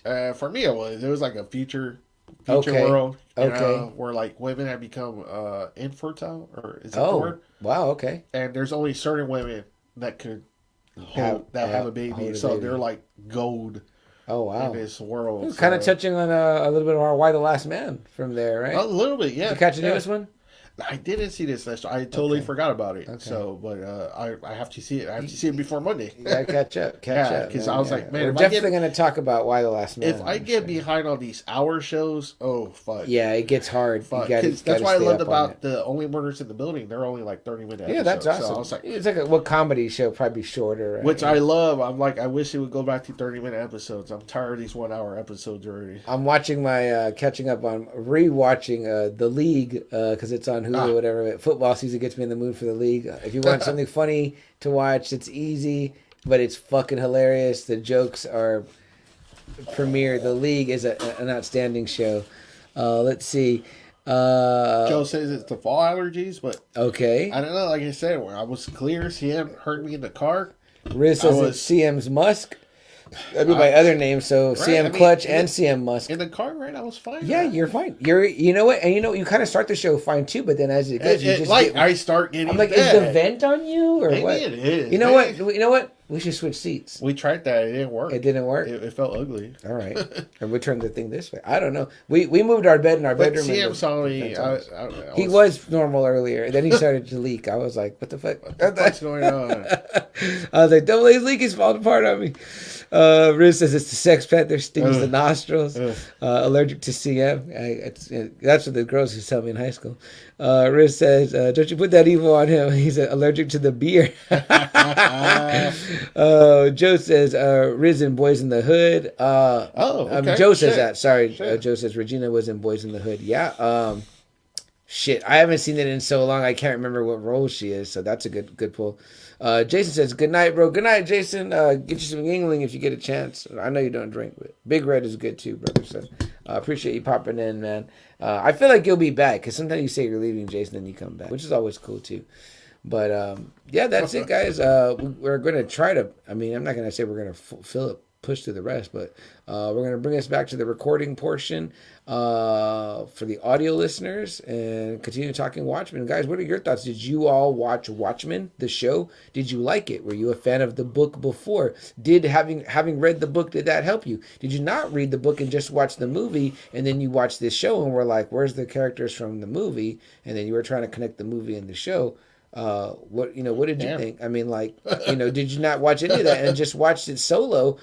Because I really want to hear that opinion. Like, I kind of want to put, I have to be, Jess would be the one to the test. Yeah, it'd be interesting. But I know that even she saw the movie, so she'd be like, Christina's never saw any of it. I wonder if she would have been interested. I know Amy hasn't read the book, but she's definitely watched the movie. She liked the movie, so she would be like, well, where's the so-and-so? You know what I mean? But there's still some cool shit that happens in this show that I really, really dug. And I was like, all right, better the second time around. Joe says he caught all three. He says my wife dug the show. Now, Joe, was she a fan of either the Snyder movie or had she read the book? That's right, Zack Snyder. I'm pretty sure you're going to say she hadn't read the book, but there's a good chance she probably watched the Snyder movie. Which I think people did like. It was like unique. You know what I mean? Pretty much page for page, except for the ending. I think that was the only thing that was different. I remember I was working at the bank still, and people were seeing previews for the movie, and they kept people were confused. They wanted to know. They kept asking me is it one of the Marvel ones or like DC? And they were like, they kept thinking that Night Owl was a Batman, and they're like, no, that guy is Batman. I said, no, this is different. It's like a separate story. And they were like, what? Like they kind of were like, it's heroes we don't know, and I'm like, yeah, well, it is DC. Joe says, nope, not a fan. Okay, cool. She says she barely liked mainstream comics. All right, okay. So does she watch Marvel stuff with you? I would think that maybe. I got to grill her next time. The Marvel movies are probably more palatable to people. Very palatable, yeah. Even and definitely more palatable than DC. My wife enjoys them. She's never read a comic. They're bright. There's comedy. Yeah. They're like it's like when I go with my girlfriend, she likes all of them. Now, she never go back and rewatch them, but she likes them. Like her favorites are Wanda and Doctor Strange. I'm like, wow, that's two characters I've never heard anyone say that was like their top two. That's pretty cool. I mean, magic wise, you don't get really any. And she loves it. Like she loves the whole look of Strange. like the movie. She loves the whole look of that, and she just loves Wanda. Oh, I mean that one, yeah, it's super badass the way it looks. Yeah. Joe says, she tolerates the stuff I watch. Okay, so she's probably sat through some something. I kind of feel like that way too. Like I said, my girlfriend won't go back to it, but when we're at the theater, she's like cheering and like clapping and stuff. So she gets into it though. Yeah, she gets into it. Yeah, and she'll tell me, she'll be like, that was a badass movie, and I'm like, all right. Doesn't understand why I cry with Batman. I know we're probably never gonna win that one or whatever, but you watch that Endgame ending again and again, and then you're there. Oh, shit. All right, let's bring back in the audio so we can get through the. I feel like we're like around episode 4 or 5, 5, 6. Yeah. Okay, all right, we got to get through 9. Which I kind of want to. I want to delve into the extraordinary being and the looking glass. Okay, let's hit the big parts because I mean I think if we go the rest of the 9, we're gonna pull a 4-hour here, right? Not that we don't care, but you know. Looking glass is before, right? Hooded Justice, right? I think so. Okay. Yeah, the Hooded Justice one I think is episode 6. Okay. Because there's a really cool thing about that. I know you noticed. I wanted to talk to you about that. Okay. So. All right, guys.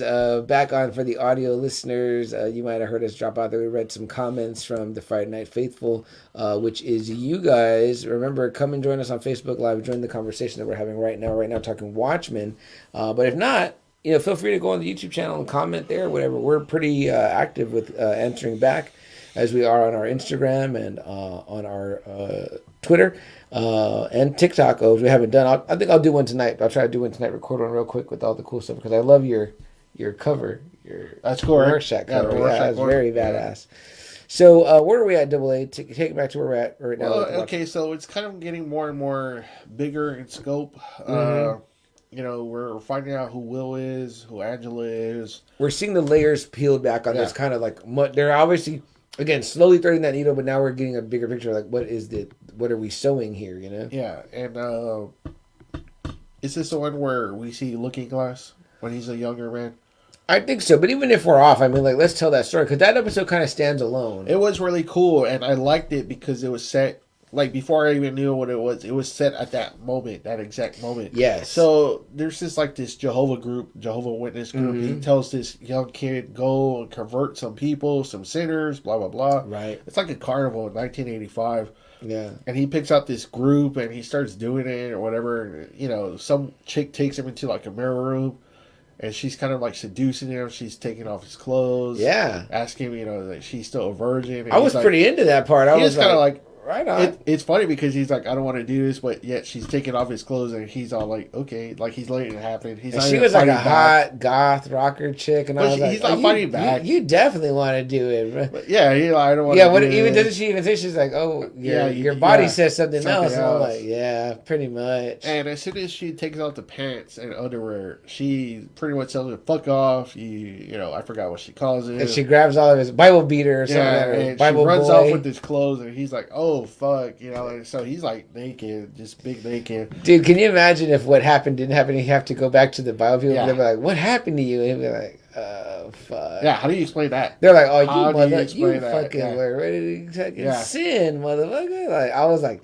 ooh, like I felt for him. I was like, oh fuck, man. But he gets bailed out. Yeah, all of a sudden you hear this noise, this real loud noise, this piercing noise, and he's like, like this, and all of a sudden that whole mirror just shatters, just breaks apart everywhere, and you see where his ears are like bloody, and he walks out. Everybody's dead at that carnival. Maybe some people are standing, some people are standing up, kind of like dazed and everything, like he was. And he's like, what happened? Like, what happened? And it shows you at that moment, that's when the squid dropped. That Adrian dropped. Yeah. And that's the moment right there. And I was like, holy shit. That was pretty damn cool. And he gets you kind of see it right now. He's in the mirror room and he feels like he was shielded from the phasonic blast. And I didn't know who that was. Did you know who that was? I didn't know who that was. What? Well, because they don't say it's Looking Glass. Oh right no, they don't. Yeah, no.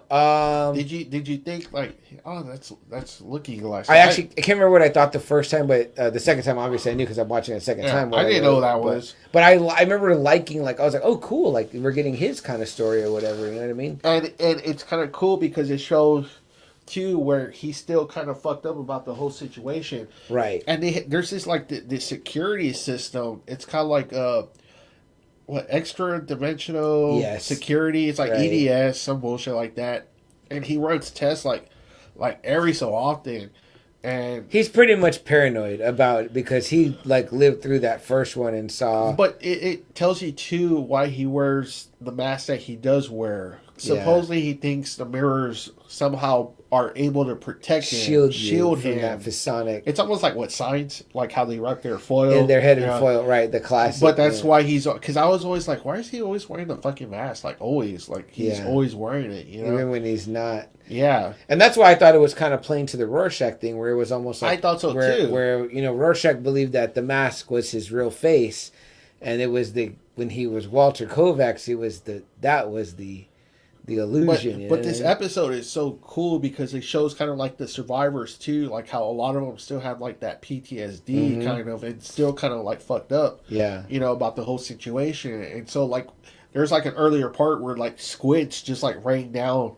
Yeah, on this one part, so it's kind of like like he doesn't really like Looking Glass doesn't take that shit lightly. He's like, no, holy shit, so he's really paranoid.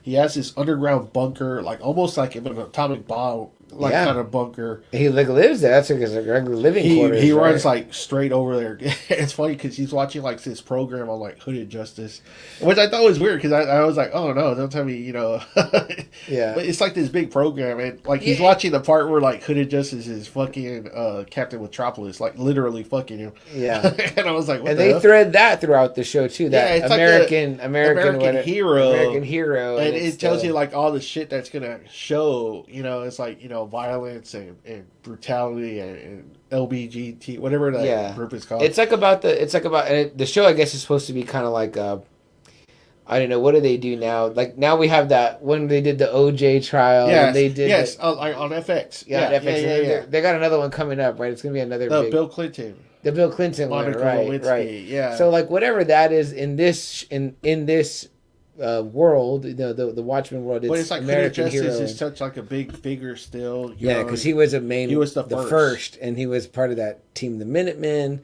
It's like probably the first team or whatever. Yeah, it was. It really was. And so he's watching that, and then the alarm goes off, and he calls the company. He's like, my fucking system's cracked. It's not working. He's like, you're only supposed to do that like once every 6 weeks.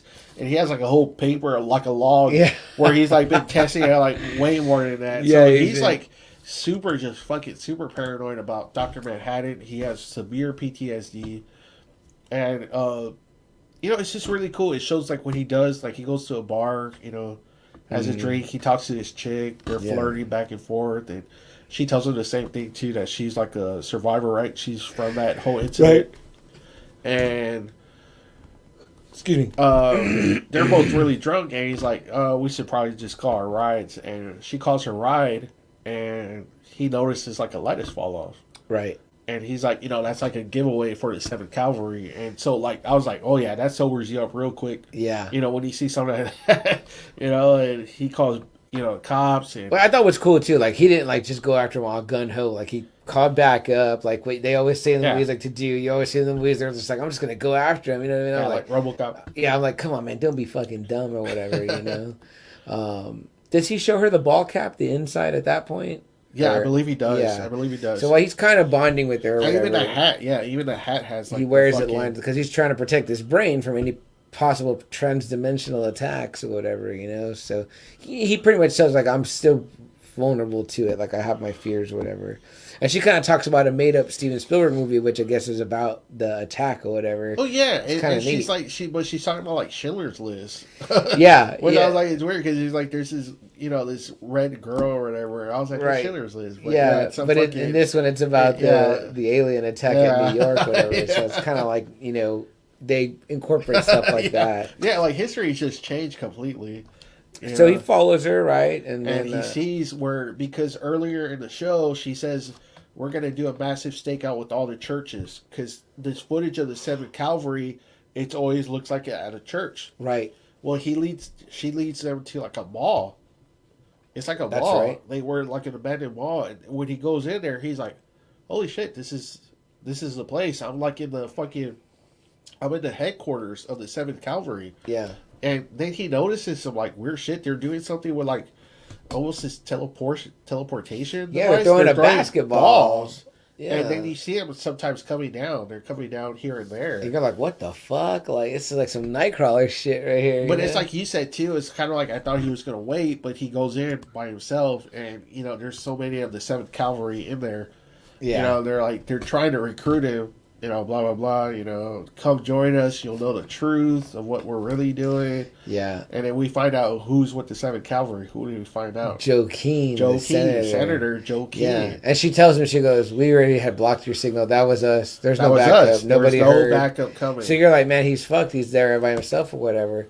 And then they convince him in a very interesting way where Joe Keane shows him that video. Well, and too, he kind of tells him what Judd was doing, too. Right. With the cops. That's right. Somehow they're like both trying to keep the peace between both factions. Yeah. But it's kind of like, oh shit. Yeah, and then he plays him this like, I don't know, DVD? Maybe? Yeah, like a DVD. And it's Adrian Veidt, and he's pretty much congratulating Robert Redford on becoming president. And he's telling him the reason why you're president is because, well, I orchestrated for it to happen. And he tells him a bunch of other stuff, about... the attack. Yeah, the attack on New York, and that how it was staged, and that he tells him about. And you see Looking Glass's face, where he's just kind of like no, this can't be. And Keane gives him a pretty good backstory too, where he's like, "Look, this is how I first saw it. It took me a while, then I was able to bootleg a copy. You know what I mean? And now I'm showing it to you." And you kind of get the feeling that he's using this to show around to people that are maybe.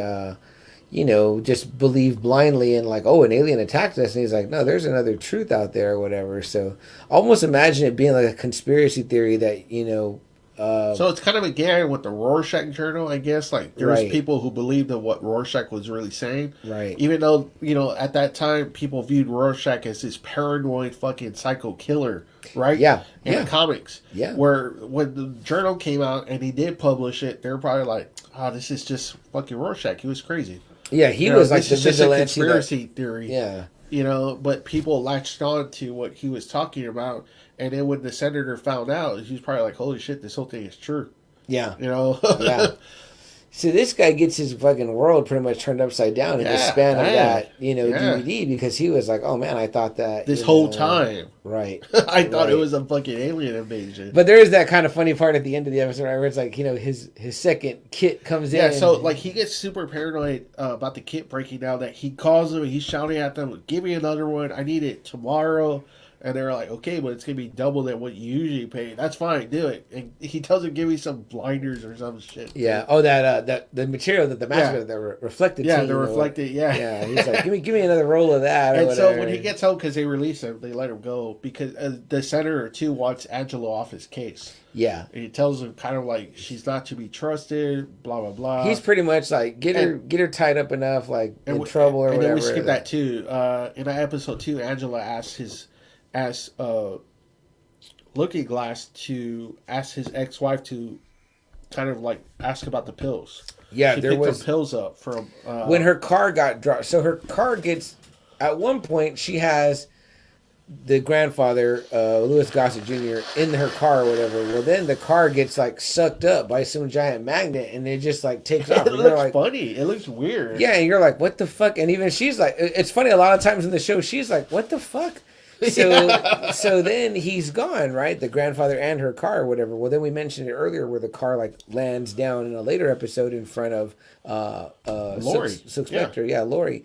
Well, when she goes to investigate the car, because it happens in front of Lori, and then Angela's right there.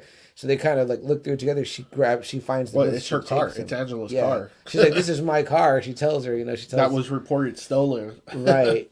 So she takes the pills, and she has Looking Glass have someone. Yeah, because his ex-wife is like a scientist or some bullshit like medical. That. So they have a conversation. It looks like they were fine. They're friendly. Yeah. Looking Glass and his ex-wife, and she says she kind of tried to tell him that relax with the whole alien thing, but he couldn't. He was way paranoid. So yeah. Either way, though, she's gonna look into the pills for him. So that's like a whole other story too. That kind of leads on to like the other episodes. Mm. But when they release him, he kind of goes, "Oh, he sees the machine, like the replacement machine, and he just picks it up and throws it in his trash." Yeah, because he's like, "Wow, I've been living like this the whole time, or whatever." You know what I mean? Like, Now in this fear. now this next part kind of threw me off though, because then right after he gets home and after he throws it away, you see a whole bunch of the Seventh Cavalry come in, and it's kind of like they're all like cocking their guns, and it's like, what the fuck? You just had this conversation with this dude, Yeah. And, But did you miss the part? He walks back out and gets it out of the trash. oh, he does, right? Because he's still kind of paranoid. Yeah, right? he's still paranoid. Like it's hard to even because your mind tells you probably like they just revealed to me the truth or whatever. But still, still in the back of your head, you're kind of like, what if they're fucking wrong? What if there really was? I would be prepared, wouldn't I? Yeah. So then you're right though. The seventh cab shows up, which is weird. I was like, what the fuck, And we kind of find out though, right? What they're there for is because they take him and put him in a mask too, pretty much, right? Later on, we see it. The next episode. Remember? The FBI agent partner comes and that's he's like, right. we can kind of rule him out being 7th Cavalry. And she's like, why? Like, they're all dead in here. That's right. That's right. You're right. That's why I was like, I don't understand why they went back and tried killing him. I don't know. And then he does do what the fucking senator says. He does bust Angela. Yeah, he gets her in trouble so that she's kind of like under arrest for a little bit or whatever. But first he tells her that those pills were nostalgia. It's nostalgia. There you go. And it's pills that apparently, if you want to, it's kind of used for, they said it's used for dementia patients. They put like some chips in your brain, and somehow they're able to suck out your memories. Right. And so they put them in this pill form. And so it's kind of like dementia people. Like if they want to remember something, all they have to do is take this pill. Yeah. And it helps them remember it again. Well, she's, his fucking desk is bugged. And so, he's like, yeah, my grandfather killed Judd or whatever. And I helped him escape. Well, Angela spilling the beans. Lori fucking comes out and is like, you're under arrest. And she swallows all the fucking pills at one time. And she's like, she's looking at Looking Glass like, why'd you do this? Why'd you do it for? And which really it was to help her because he didn't want her to get, further, in my opinion, like mixed up with the 7th Cavalry. Yeah. So it was kind of like, well, I'll get her in trouble. They won't worry about her. They'll leave her like alone in a sense. Yeah. But, So Angela drinks all of the nostalgia and that kind of. And then real quick too, because I was asking you about this. No, go ahead. We see a scene. It's like either 4 or 5 where we find out about Lube Man. Oh yeah, Lube Man. She's throwing over the wheelchair, and I told CM, I was like, does this fucking story, like the storyline, ever get finished? It's like some fucking weird dude that sees her throw the wheelchair over, and he's like completely forgot about it. He's dressed up like on it silver. He's like a really skinny guy, and she's like, freeze, like the police, and he starts running, hauling ass, and then he like oils himself up, and then he slides down a fucking sewer drain. Like it's like holy shit. It's a pretty crazy little scene, but I mean, like seeing it the first time, I was just kind of like, okay, it's like I didn't think about it again, and then like. When Double A brought it, I was like, yeah, I watched that scene again the other day, but I didn't really think about it, like how it tied into the rest of the story, but it has a pretty significant part. Yeah, it does, but at first I was like, what the fuck was that? And he looks like creepy big time, so, you're like, what the, yeah. He does, kind of, like he kind of does. So, we go right into episode, whichever the next one is. It's pretty much 6. She's already drank all the pills. The nostalgia, and she starts like tripping bad. It's like really bad. And this whole episode is kind of like a recap. Oh, and you know what? Before that too,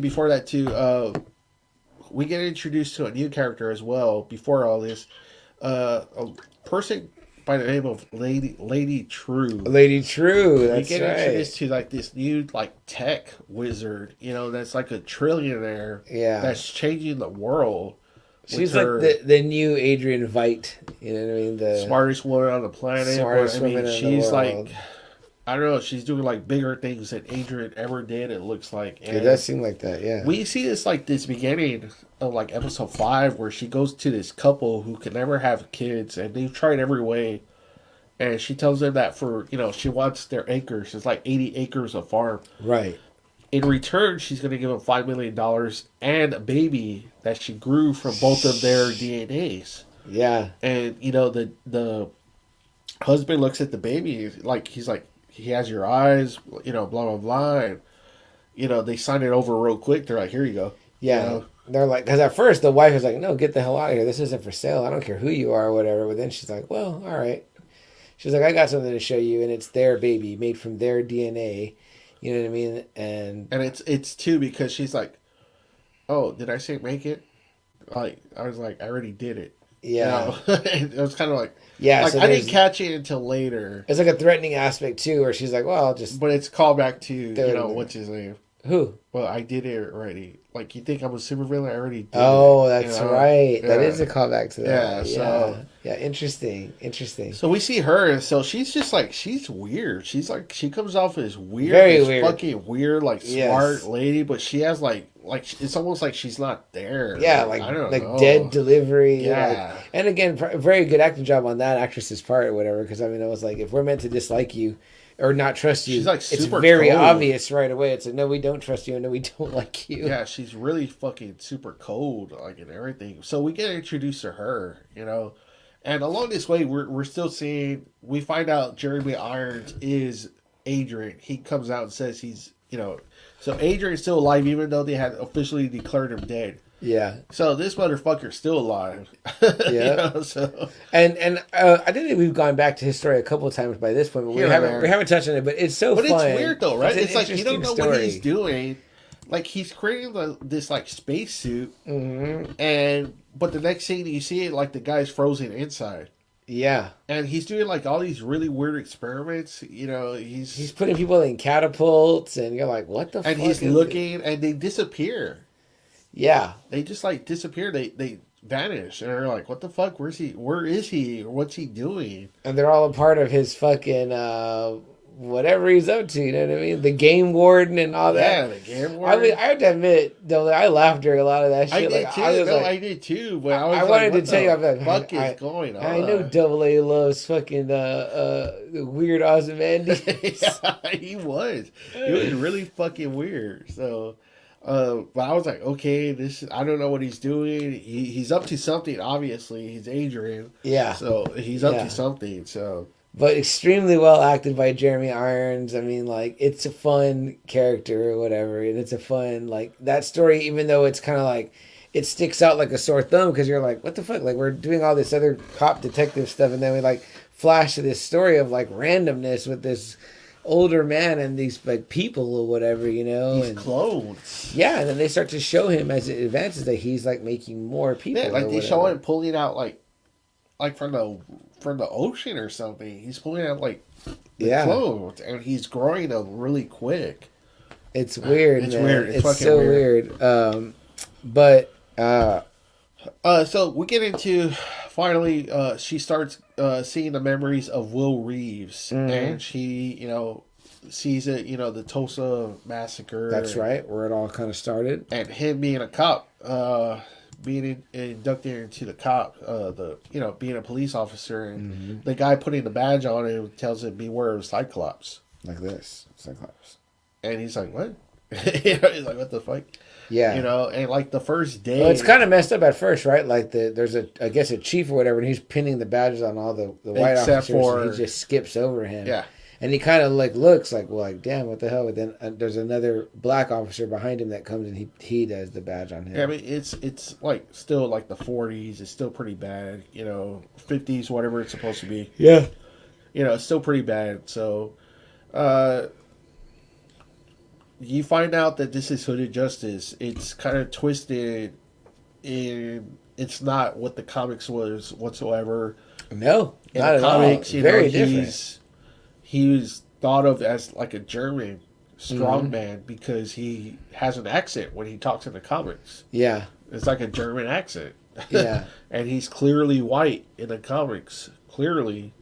But here he's a black guy, a black cop. I don't know, though. Is it clear, though? Because we never really learned too much They always more. say it in the book, even like in Hollis's book, where everyone is like, he's this big white guy with a German accent. Interesting. They should have played with the German accent part in this. Well, one. they kind of did in that American Hero. Obviously, he's not Yeah. Will Reeves whatsoever. Well, that's what I mean. Maybe it was like kind of like interpretations or whatever. You know what I mean? Like, because they make it seem like didn't nobody really know who Hooded Justice was. But then when you hear him themselves. talk when he's doing that press conference, I mean, you can tell he doesn't have a Right, German he accent. doesn't have it at all there. Yeah, So I agree. So right off the bat, his first beat, he just sees this fucking guy just light up a liquor bottle and throw it into this Jewish deli, and it just like the whole place goes up in flames. And he arrests him. He's like, all right, go ahead. He takes him in. They do the sign again. Yeah. And he's out on the streets again, and he sees this fucking guy just walking out, like free. He's like, "What the hell? I just told you what he did. I saw it with my own eyes." Yeah. And he finds out there's this group within the cops that's pretty racist, and they beat his ass, and they lynch him. They put a hood on and they lynch him up, and pretty much tell him, "Don't fuck with us, don't fuck with us white guys, Yeah. And they release him, and he stays kind of like with the hood on with the noose.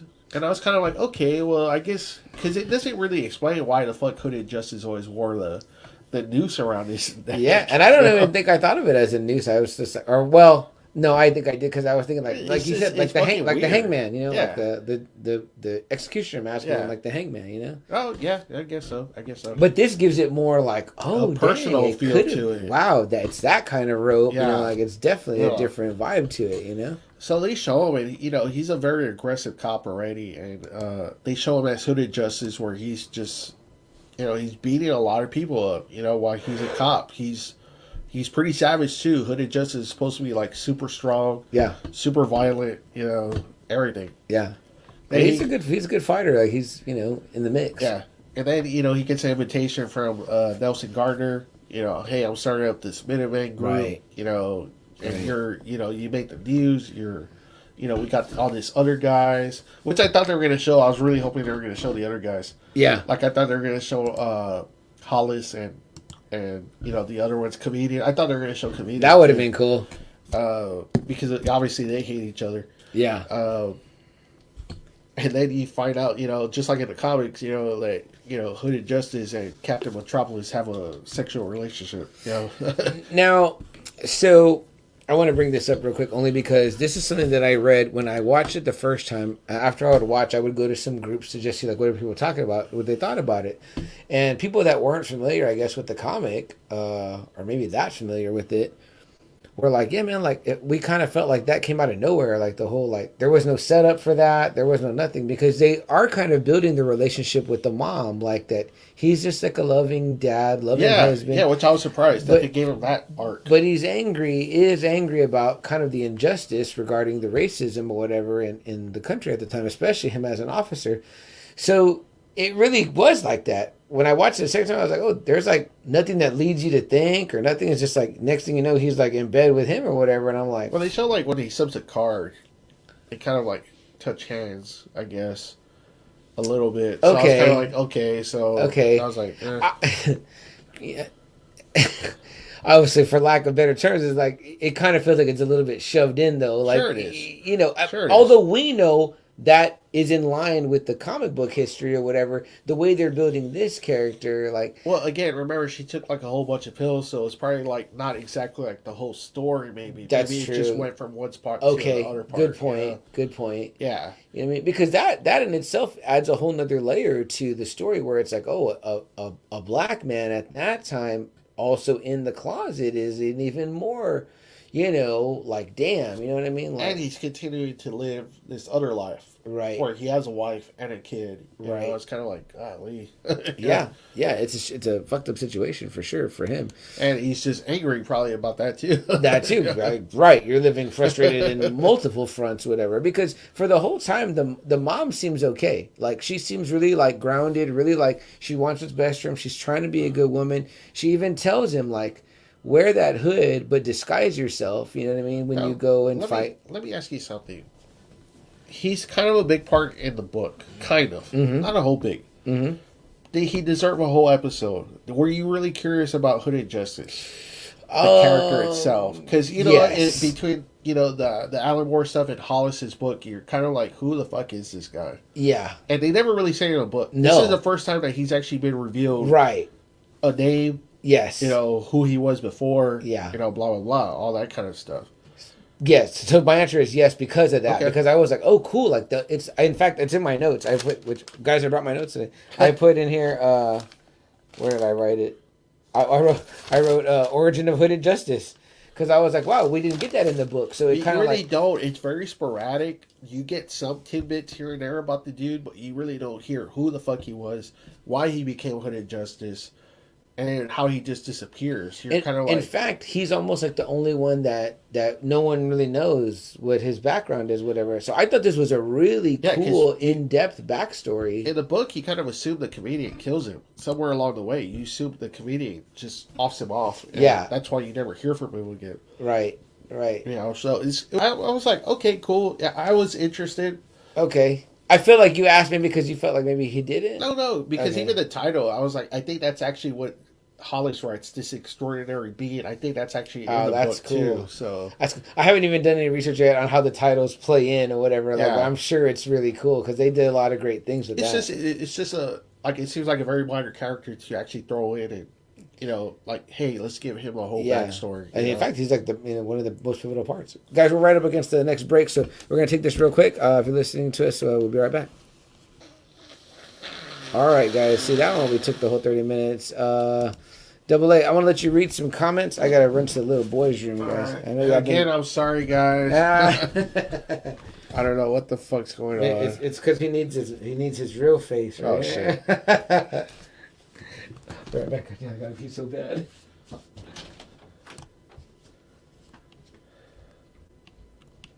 Oh, sorry, guys. Okay. Joe says, spoiler,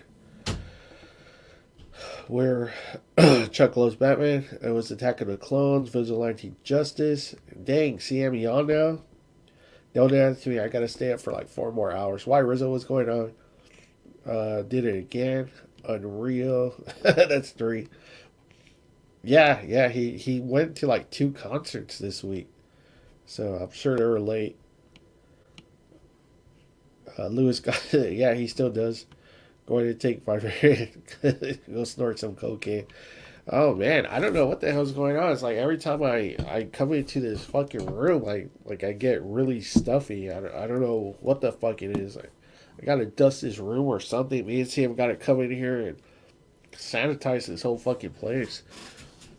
Guys, I'm having like a really hard trouble fucking breathing right now. I was clear when I went outside, and now I'm just like, oof.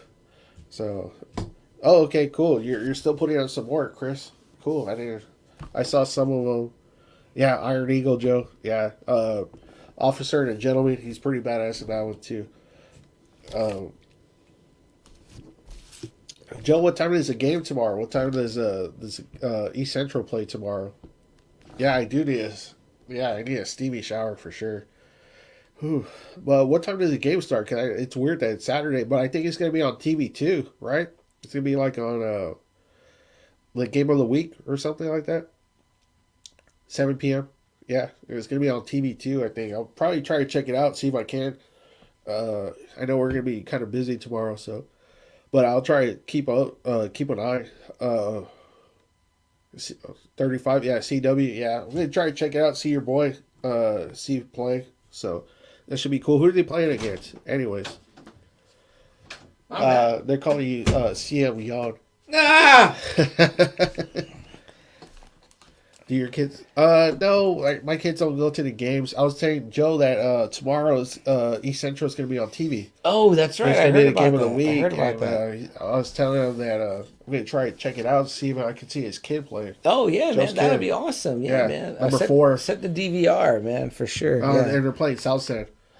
That's what Joe's saying. So then we'll go Hornets, as always. Yeah, sorry about the yawning, guys. I don't know. It's Double A's leaking and I'm yawning. I know, man. This is happened. fucking crazy, man. You know what it is? It's like I normally come over like in shorts and sandals because you can't see my bottom half, A, but B, because it's like, it's normally warm outside, so it's like it's normally going to be a little bit warmer here, but it's been a little bit especially cooler because we had the lights on too, so they're like right on us. Right. It's been cooler, and Double A's been making it cooler in here, and it's like, so now all the cold is making me be like, oh damn, I want to like refrigerate myself. So I'll be smart next week, and Chris says he's going to put up some more comics to post because he says he still got a while before he goes to sleep. Oh yeah, Rizzo's like me. He's up at all hours of the night. So yeah, good stuff, man. Rizzo, you getting any drawings done? I saw a little bit of sneak peek. Joe sent me some stuff he did for Now Watch This. Excuse me, that was a burp. No, it's not yawning, guys. Yeah, and there's a new design on Three-Legged Rabbit for Now Watch This also that Rizzo designed for them. It's kind of like a graffiti style NWT. Looks pretty cool. Like NWO? Well, it looks more like a tagger would do, like a the kind of like that. I thought it was like NWO, yeah, NWT. It's more of Miles Morales vibes to it for sure. So very cool, good stuff, guys. Joe said he had to get moved to Saturday so he doesn't miss a live show. You tell them who you are, Joe. You say I'm one half of the Now Watch This team, and you better recognize what's up in here, right? So. Yeah. Okay. Cool, guys. Well, let's get back into the Watchmen so we can hopefully. I think we should get it in this one. Right? We will. We'll push it to this one. And again, I apologize for this. I swear I didn't sound like this. I'm telling you, it's I didn't think about it, but I was like, it's right. He's like normal the whole time, and then we're in here for like a little while. And then it starts. Hey, watch when you get back into the car. Watch, I'm gonna be fine. It must be my cologne. I think maybe. I just like to smell myself. So Chuck can get on to bed. Now I got to put the show together first, Joe. Then we'll see. So I'll sip on some beers while I'm doing that or whatever. And hopefully people that watch the YouTube will get it before the end of the night. So let me get this next part set up here for you guys. It will take you kind of to the end and our thoughts on the Watchmen. My favorite part, always Double A, when we do this, is when we're like talking those things. Like, what were our thoughts on it? Like, what did you think? And like you said, like, a good question about the Hooded Justice thing. Like, like I was like, oh wow, they really like it is really all about him for the most part. Yeah. But I was like, wow, what a cool origin to probably a character that people like probably if thought was you're a interesting. Hardcore lover of the book, it was kind of cool because that's what I saw when I found out there was a Hooded Justice origin. I was kind of like, okay, cool. Yeah, because he is such a big figure in the book, right? So and they made those other guys just look like fucking even worse. Sorry bastards, you know what I mean? Yeah. But, all right, let's bring back in the recording, guys. Any last comments here? It says Joe says, "Oh yes, I can go to bed." Very good, Joe. Very good stuff. All right, guys. So like it really comes to a head. Like he finds out this whole organization within the cops, and he's calling Nelson. He's like there's the Minutemen really need to help me out here. And Nelson's like, it's kind of like black unrest. It's kind of like you have to do that on your own. We can't really help you. Like he's the only one that knew. Yeah, he's the only one that knew that he wasn't. Yeah, and then plus he was trying to be like, oh, do your banking here at this. Like he's like just hawking his fucking he's more day job. Yeah, he's more into making money on the side than he actually is doing crime fighting. Yeah. Well, Hooded Justice is actually still trying to be a cop, and he takes it all by himself. He's like, fuck it. And he kills that dude earlier, that one that set fire to the Jewish deli. Yeah, he fucking kills him. Yeah. And then, man, he just goes on a rampage, killing all these cops. Because somehow the cops found a way to brainwash the black people into killing each other. Mm-hmm. They put this light in their movie theaters so that when they would go to their movie theaters and be watching, then it would like kind of send like a subliminal message. Yeah, it was crazy. It's crazy. And it kind of shows that somehow Louis Gossett, as an older man, got that in his light. Yeah, he takes on that technology, so to speak. So, but after a while, his life has become too much. Hooded Justice, being a cop, it takes a toll on his family. His wife leaves him, leaves his son, takes his son, says, forget about us. We're done with you. We're done with you being Hooded Justice. We're just done. Yeah, there's that scene where he even catches the son kind of doing the makeup thing. Yeah, he's painting himself white. Which I thought was pretty cool because we've never really seen that, right? We've never seen where it's like, because Hooded Justice you never knew. Right. anything. Yeah. So Yeah. I have to say that too, the show made me want to go back and read The Watchmen as well to see like where are the connections. I'm sure there's more but see, connecting. there really isn't. Really? It really changed this whole thing. Hooded Justice never had a family. They said.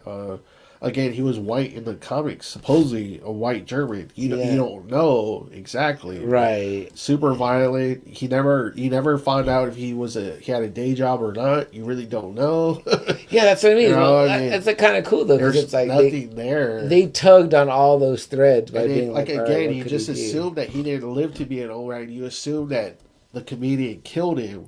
Yeah, you know? do get that impression. So It leads you it's to kind of believe. like, huh, so really different. Everything is brand new. This whole Hooded Justice origin is so brand new. Everything's brand new. Yeah. So. But do you think it fits though? Do you think it could fit Sure, like as sure. a true sequel? Because I did feel that pretty strongly. I was like, it does did. fit like a good But it's kind of like, well, know. where did he get off with this whole origin story of him being, a white German dude? Was it something to just throw off the public into never believing that he was a black guy? But I mean, obviously, they found out about him in Metropolis. They found out that they're gay lovers. Yeah. Yeah. Maybe Metropolis. Maybe so. Maybe it was supposed to be Night Owl's book. How does that maybe get they found changed out? it. How does that get found out in the original? Well, it's pretty comedian, obvious. right? Oh, well, is it kind of obvious? Like towards the end of the group, like almost everybody knows about them too. Oh wow! And that's why they tried throwing the original Silk Spectre to be Hooded just as his girlfriend, but it's pretty obvious that he's just not into her whatsoever. Oh man, that's fucked up. Yeah.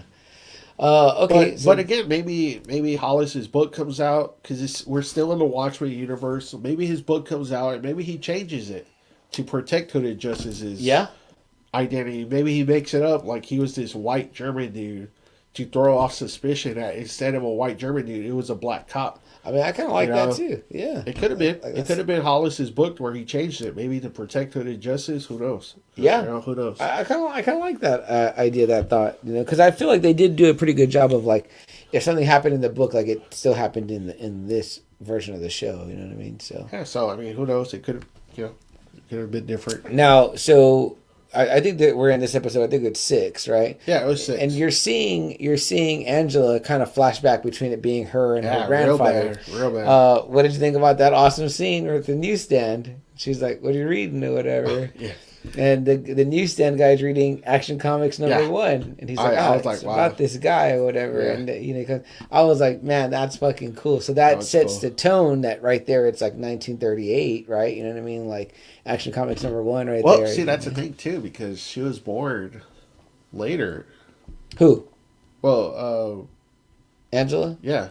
No, but it's neat because she's seeing it through her grandfather's eyes. Oh, okay. Oh, yeah, that's right. Yeah, that's right, and that's right. he's telling her, the guy is telling her like, oh, he's this guy that's fighting for this or whatever, and she's kind of like, it's her grandfather's memory. He's into it. He's like, oh, that sounds pretty cool or whatever. The Superman character. Yeah. So it's like a big nod to all that because in the Alan Moore verse, it's like they don't really address the DC stuff. No, it's almost like it's separate. Right. Universe. So. But this was very specific and it's very like in your face. And if you're a comic book fan, then you love it. It's so cool. I was listening to Now Watch This with Lucky and Joe, and they brought up that scene in Elvira where they said that I don't remember this scene from Mistress of the Dark where they tear the comic book in half. And Lucky was like, man, he's like, I hate that scene because he says it's first appearance of Venom. That's right. And I was like, wow. And like him and Joe kind of were talking about it.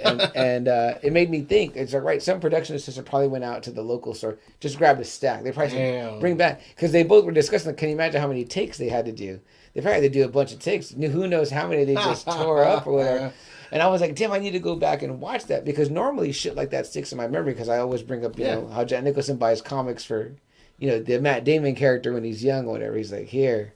You like comics, you know what I mean? Yeah. He gets him some comics, which is like some weird ass issues. Which I was like, I think I used to have that Wolverine, but that was cool because I didn't remember that. I need to go back and watch Mistress of the Dark just to see that part. But yeah, so when that happened, I had forgotten about that in my first viewing. So it was really cool for me in my second viewing, especially after we just did a Superman episode. I did pop that one. I was like, I was gonna text you right away, like, hey, are you at this episode yet? Because I was thinking about it. But it was very cool. Yeah, and then it shows like her little origin too, Angela's origin too, kind of mixed in with their grandpas. Living in Vietnam after Manhattan wins Vietnam for us. I feel like that's its own episode. But I mean, but either was it? way, Okay. yeah, I think so. That's the one. It's because it's called like a god walks into a bar, which it's like a bar, okay. like, you know what I mean? Yeah. Which is like there's some like Dr. Manhattan Festival or whatever. So, but we still don't find out at the end of that episode. We really don't find out still why he killed Don Johnson. Right. Right. Right. Other than maybe he was a white supremacist. That's kind of the only reason we get so far. Yeah. There's not a real, like, you know, I guess you say motive yet. So there's still this mystery going on in the background that you're kind of like trying to unravel. Or does he talk to him, right? He tells him, yeah, that was my granddad's suit. Yes. Or my dad's, that was my dad's outfit. Right. You know, I think he tells him that. That's my legacy. Yeah, you're and right. It's like, because why did you hide it in your closet then or something? yeah, she's shit still like in the that. memories or whatever. So she's seeing how he finally did it. And he did use that controlling light that they were using in the black movie theaters, the white supremacists were using to control them, have them fight amongst each other, kill each other, you know. And so when he uses it independently, that's when he tells them, you know, like, we'll climb up there, put a noose on your neck. You know? I was like, oof. Yeah, so it's pretty dark, whatever. But yeah, no, I mean, I agree. The kind of the whole clan thing or whatever, it leaves you in question, like about Judd. Was he like a part of the whole thing, or whatever? Because the wife seemed pretty invested, as we find out later on. Later on, and that's kind of what got me. It was like, okay, so I guess he was, but man, he really didn't come across like it. I don't think so. I don't know. I was like, I don't know. Well, I mean, her either, because she was was there with them. You know what I mean? Like, okay, I know, but I was still kind of up in the air even after that ending. I was kind of like, was he really bad? Yeah. I mean, it's like, golly. No, it's definitely interesting to probably one of those things that they want you to ponder on. You know what I mean? So, so now we're in like Angela's origin or whatever, and you see a guy come up and they haven't shown him yet. But you know, there's little things and you're like, oh wow, like we finally got to like Dr. Manhattan. Like Finally. here he is. Yeah, you know what I finally. mean? You see the suit, you see like the blue hand, you see him even pick up a Dr. Manhattan mask and put it on. But you can see behind his head. Kind of like Joker, right? Yeah. Yeah, and it's all shot from behind his head, so you're seeing his blue head or whatever, and you're like, You know what it's the him. freak? You Yeah, pretty much know it's Dr. him. Manhattan, yeah.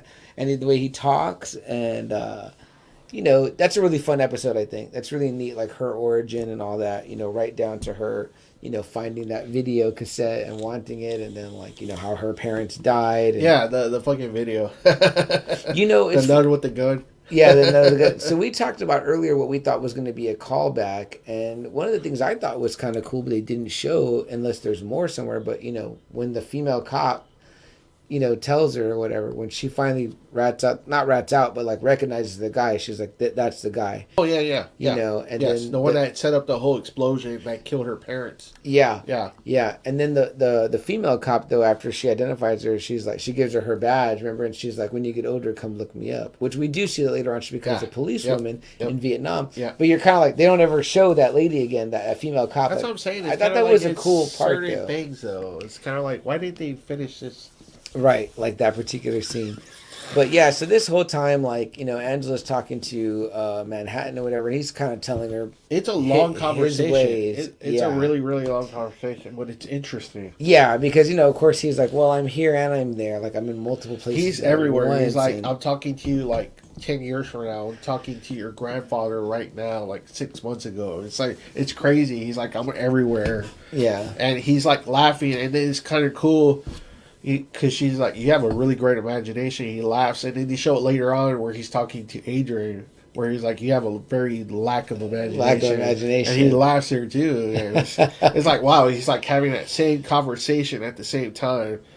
It was kind of interesting. I was like, wow. No, definitely. And it's like when you think about Dr. Manhattan, it's like, it gets you like, it almost makes your brain feel like it's breaking. Like, you're like, what? Like, because he's like, well, all these things are happening simultaneously or whatever. Yeah, I was like, wow. He experiences time differently than us. So you're like, what the fuck? He's like, everywhere. He's like, even though he's like talking to her, it looks like, he's fucking everywhere. Which I love her reactions to stuff too. Like, okay, like, all right, like, sure you are, buddy. You know what I mean? Yeah, because at this point, everyone thinks he's on Mars. No one has seen him for like 20 years at this point. No one's seen him. And he tells her, he's like, no, I'm actually on Europa. It's like a moon of Jupiter or whatever. And you're like, okay, he's just telling her everything. So maybe this is his way of being candid, you know?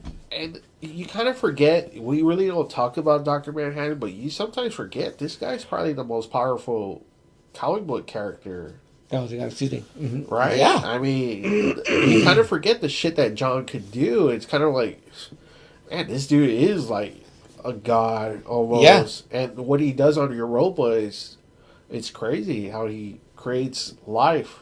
He's, and you. I mean, actual life. Adam and Eve. I was like, holy shit. The soup lake, whatever it is, Yeah. that people grow out of, you know what I mean? Yeah, I was like, wow.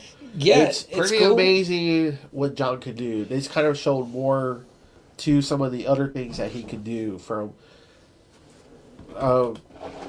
creating life. Like I said, that was something that they really don't show in Watchmen. He says he's going to go do it, but he doesn't. You don't see what he does. And the whole him being here, they kind of hinted at the comics, but you really don't see it until you see this episode. Yeah, how he's talking, how he's having all these conversations with everyone. It's pretty cool to actually see it, to see how it would be for him. And what about the little bit extra of his origin we get? Him and the dad. That's kind of neat. It's like it kind of beefs up some of those other stories. You know what I mean? I kind of dig that.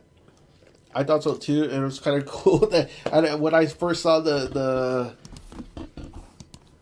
Mr. Phillips and Miss Crookshanks, I was like, holy shit. Yeah, it's those two. Like they're from Manhattan, and it shows that he created them. So was his Adam and Eve, because I guess, I don't know, they represented what an Adam and Eve were supposed to be. Yeah, they were trying to create life, and so he was trying to, create life too.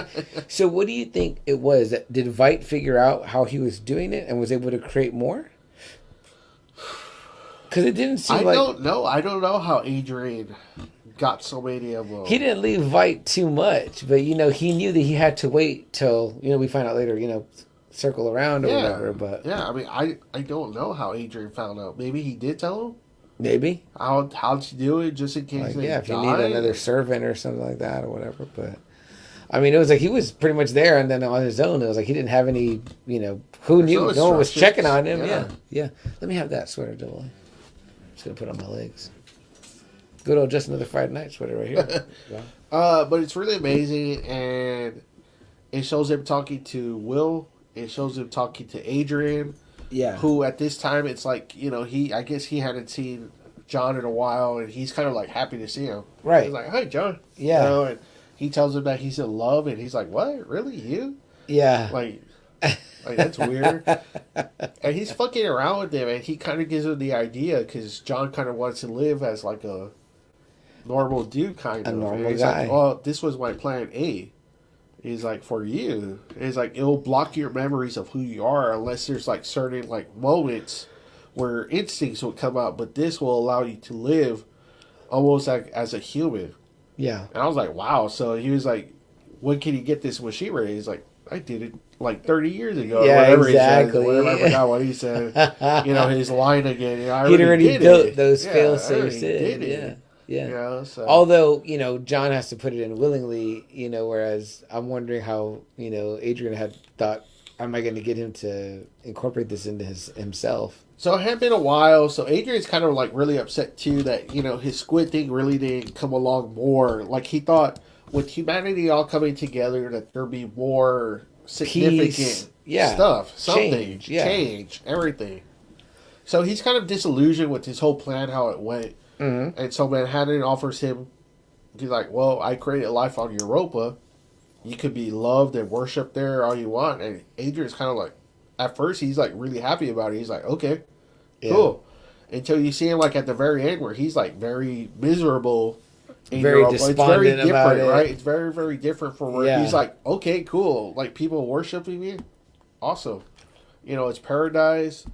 No one's fighting. Yeah, he told him, I want to be away from like all this bullshit. He asked me, will I ever see my perfect utopia, whatever? And then he's like, you can see it right now. And so he's all happy at first, but then towards the end, he's just like fucking miserable. But the truth was, it wasn't his utopia. It was Manhattan's build, and he should have known that he wasn't going to be satisfied not having not made it himself. Yeah, but still, I mean, it's a big difference between him. Like, all right. Cool. Send me away. Yeah. To where he was like disillusioned by the end of it. Yeah. So and then you're doing it with a creature like, Dr. Manhattan. It's not like he's going to come check on you or whatever. It's like once you make that decision, it's like you're done. Especially with that chip in, that's supposed to wipe away his memories. Yeah, he's never going to come check on you again. Yeah, he's living the human life. Yeah. You know what I mean? So. So he goes back to Angela. You know, she tells him, "Let's go back to Tulsa and do this over." Right. You know, and so they live their life. Dr. Manhattan is here on Earth. You know, he's raising 3 kids. He's married, and everyone thinks he's on Mars. Yeah. He's kept up that illusion of that he's on Mars, and so people believe that. But yeah, it's a really cool episode, though. That's a really cool episode. Shows Manhattan at probably at his fullest, so it's really cool to see him do all that kind of shit. You know?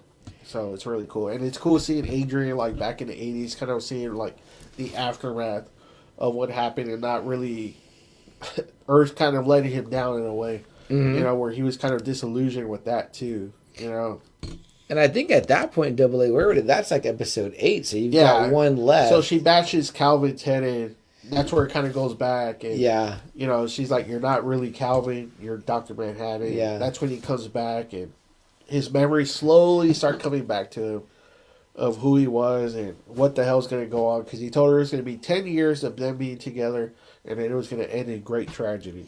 Yeah, which, like, sucks or whatever. Like, he has that ability to know all that or whatever, and you still get into it. You're like, oh yeah, okay, I'll still deal with it. I know.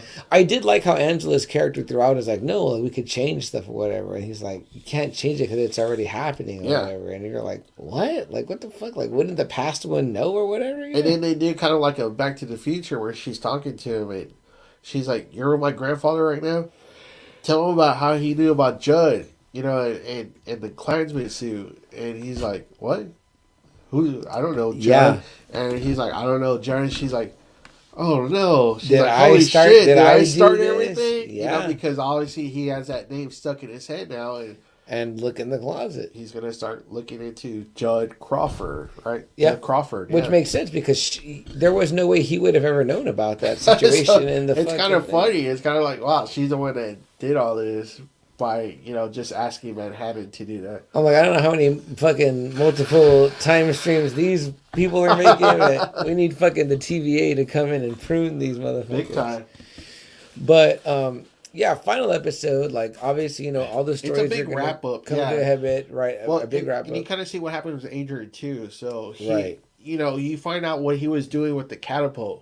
Yeah. Where he finally gets catapulted himself, and he's like in outer space or like on the moon. Yeah. And there's all those dead bodies of all the Phillips and Cruikshanks, and he's putting them. And you see early on that he wrote a message for some satellite, but you didn't see it all the way. Yeah. Until now, you see it. "Save me, daughter," because you find out Lady True is Adrian's daughter.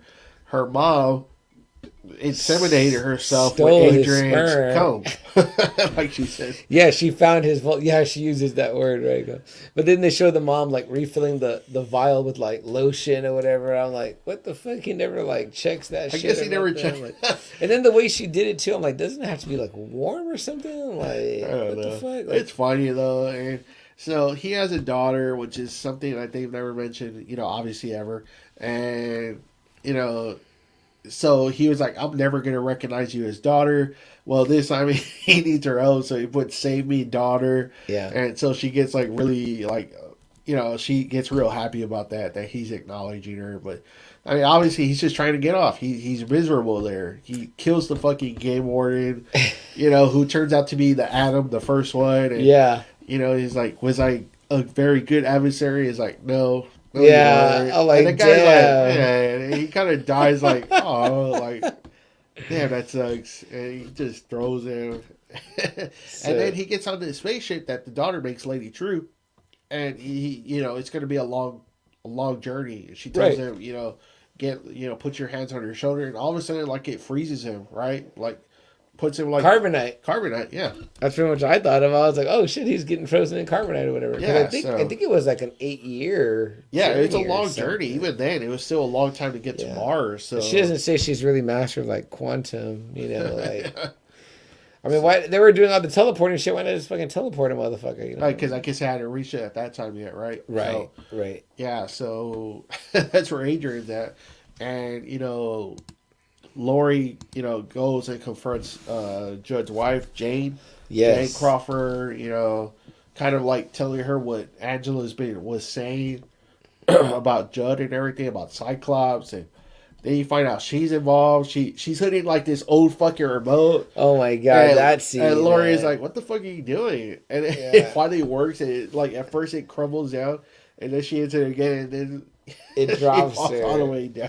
It's like a fucking trap door in the house. And even she acknowledges later. She's like, "Really, a trap door? What the fuck? That's a fucking trap door. Who would use that? You know what I mean?" So they take a lot of things kind of lightly, like it's like kind of tongue in cheek, like okay, well, you know, all right, it's a comic book superhero movie, so to speak, but there's a lot of things you can kind of. You know. And you find out there's two people, Senator Joe Keane and Lady True, that both want John so they could suck out his power. Right. They pretty much want his power. They want to do a Dr. Doom on Silver Surfer. You know, there you go. They want to suck his power out. So the fucking 7th Cavalry attack the house. They end up. You know, Angela and John take care of the whole 7th Cavalry, but somehow that fucking teleporter still shoots him. You know, there was nobody back there. It locked on him or something. Right. Teleports him to like this cube, right? Like this special cell. Yes. That's capable of holding John. Yes, that's right. The lithium. And he can't get out. Thing. And, you know, it's like a big scene. Lori's there. Angela's there. The whole 7th Cavalry is there, you know, and then Lady True comes. And, well, before that, like, the senator tells his plan about, you know, at first we're going for president, but then we're going to beat Manhattan. We're going to do everything that he couldn't do. Yeah, we got to think bigger. And he stripped me down to, like, where he even has, like, the exact replica of the underwear, you know?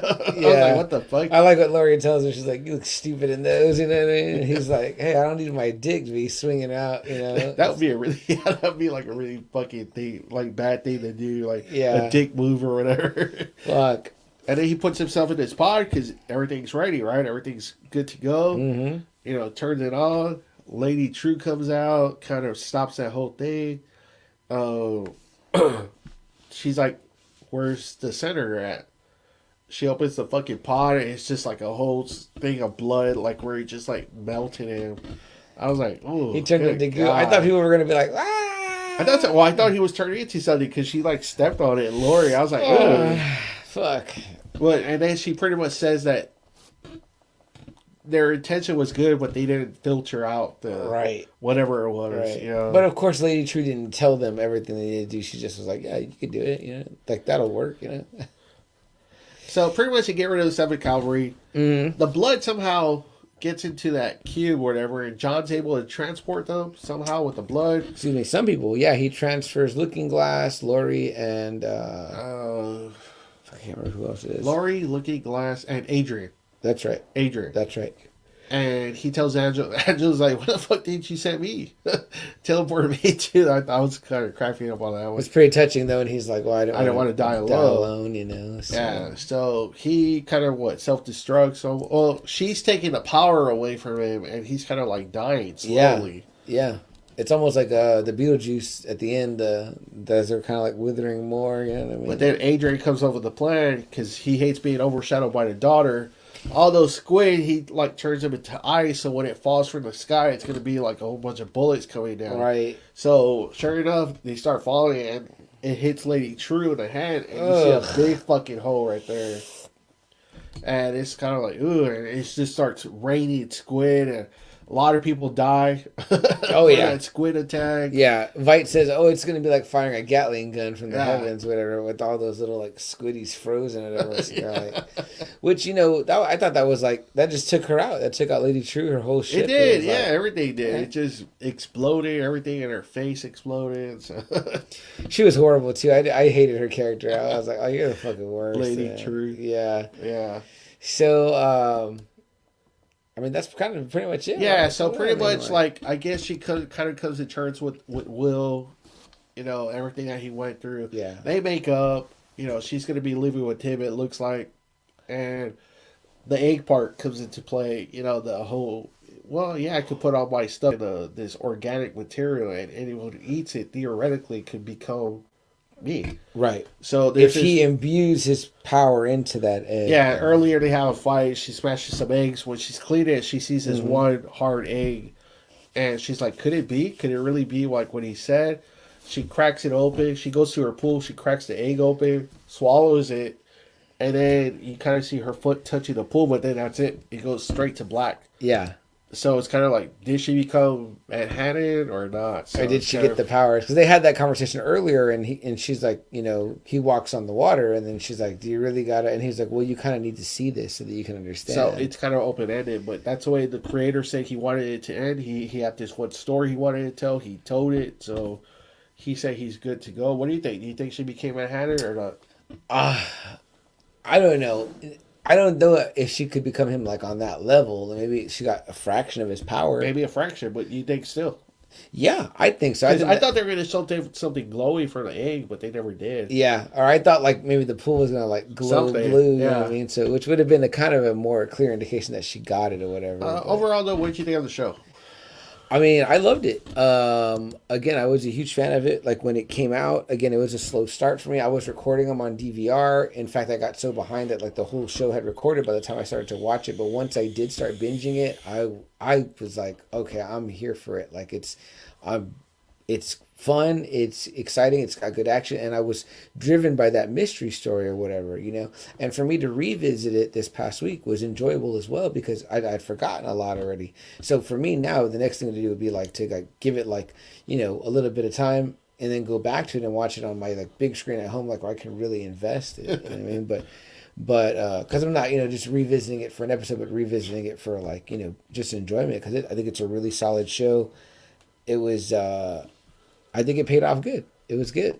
It was cool. It was cool to see like Hooded Justice. It was cool to see Adrian where he went afterwards. It was kind of cool to see Lori, see what happened with her, what she decided to do with her life. So it was kind of cool to see some of that. It was cool to see Manhattan wasn't totally gone. Yeah, that he did come back and yeah, try to live like as a human. So it was kind of interesting to see where they did 34 years later. So it was interesting. No, I totally agree. There's one more point I want to bring up with you before we go, Double A, but let's go ahead and take it out of this one, and then we'll go into the next block, and we'll wrap it up there. All right, I know I'm going to read a bunch of shit about my yawning or whatever, guys. I am getting tired. I don't know what happened. Like, something came over me, too, that I feel, like, super sleepy. It got cold in here and comfortable. It's cold and comfortable. Yeah, I could just lay down on the carpet and then just, be asleep right there. Let's see what we got here in the... Damn, I'm getting it bad in here. See, Gonzalo. Yeah. The MS for Me's. Wow, these guys are on a roll. Elvira is on Hulu, too. Okay, nice. The Mistress of the Dark. She was supposed to have a special tomorrow on Shudder. Ooh, I want to watch that. Yeah. I think it's supposed to be the 40th anniversary of, The Mistress. Oh, okay, cool. Yeah. Joe says... If y'all see the new Wonder Year show, they show an early Avengers book. Oh, okay, nice. Cool. Rizzo says, yeah, but where's his junk? Oh, well, there's plenty of blue junk in the Watchmen show. I realized I was like, yeah, oh, damn, that all dude right. is Packy. Yeah, Yahweh. Yahia. He's fucking Packy. That's why he's named that. Yeah, he's like, I gotta have a big name to go with this big Abdul-Mateen the second right there. Rizzo says he wish he could pass him a Yugli throw on the screen. There you go. Chris says 4, 5. He says, what the all right. Hey, take it easy, okay? Chris says, need to get you a monster. I haven't had any dinner, and I'm hungry, and I'm getting a buzz. Oh, and Double A's wife gave me liquor before we started the show. It was that shot. See, you knew. I told him. I said he did say he was gonna get fucked up. And she goes, I'll make you a mixed drink when you go up there. I said, no. Then Double A will be doing the show by himself by the end, and it'll just be like this.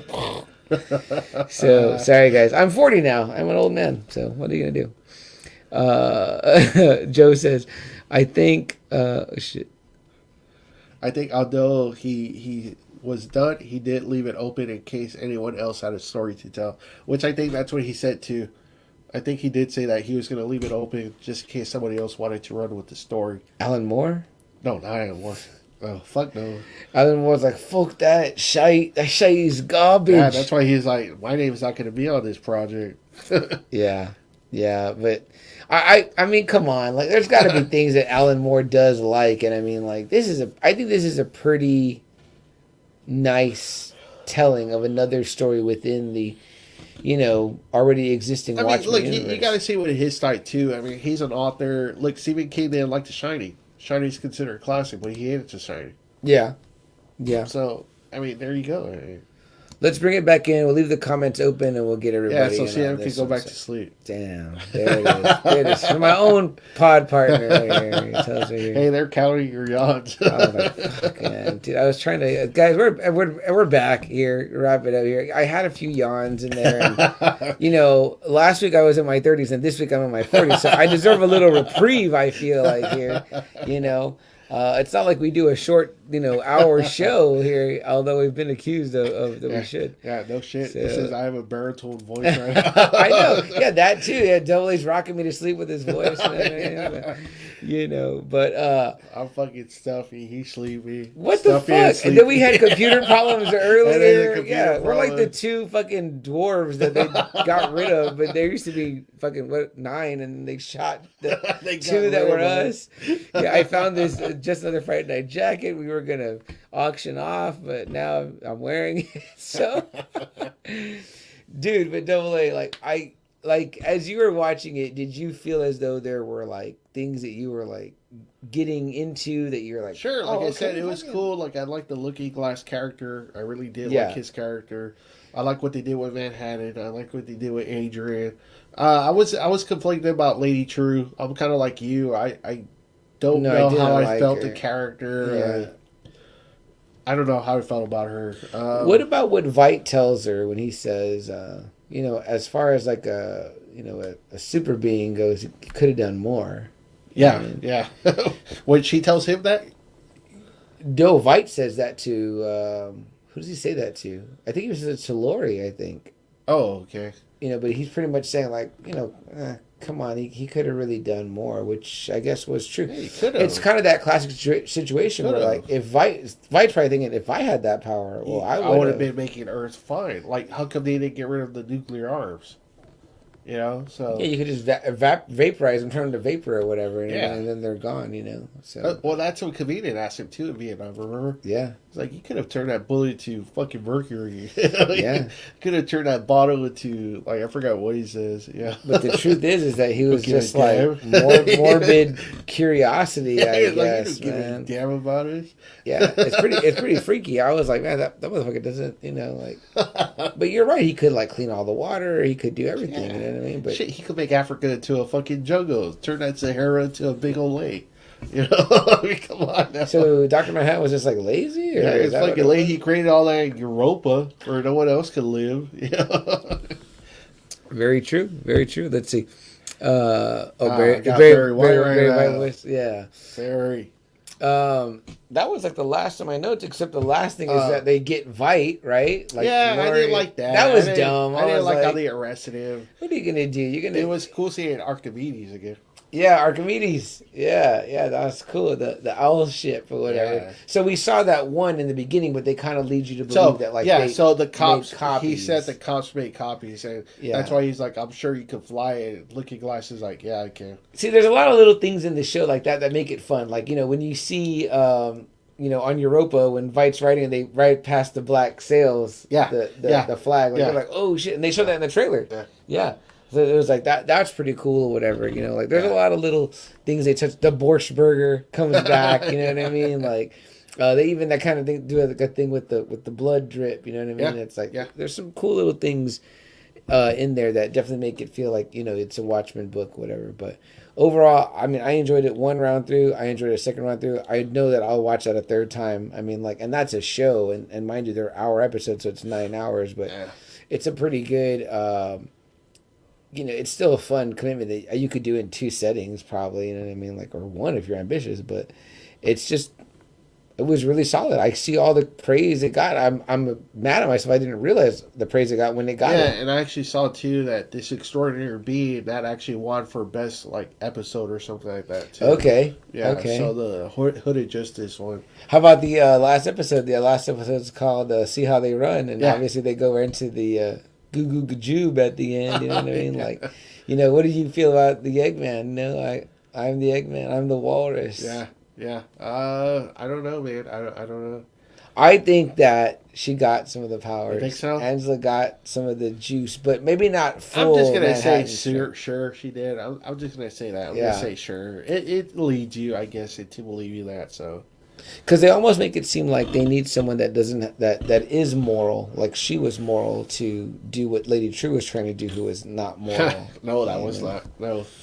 So I loved it. What are they? Joe said, "Why was Don Johnson doing coke in episode 1?" He did talk about that. Yeah, I mean, like we kind of said, maybe just because the stressfulness of the job, Joe. Like they don't really say. You know what I mean? Like there's a couple of things that they don't really say exactly like why it happens. You know what I mean? But like I said, we didn't pick up on the whole fucking Lube man. Yeah, was the one that was reporting to damn Lori or whatever. Yeah, apparently that was the FBI agent. Fucking FBI agent was Lube man. You know, he wasn't very good at staking out, right? Though he's just like all watching, all obvious. Fucking Silver Bee, like really, motherfucker. It's like he wanted her to see him so he could see if he could out her. Joe goes, "Why was Don Johnson doing coke in episode 1?" Rizzo says, "So he wouldn't fall asleep like CM." Hey, sometimes I go like this to like rub my nose off camera. Balls. I go like that to rub my nose off camera because people probably think I'm over here like, you know what I mean? So, yeah. Hey man, maybe so. Don Johnson knew what was up. Why you busting my balls for?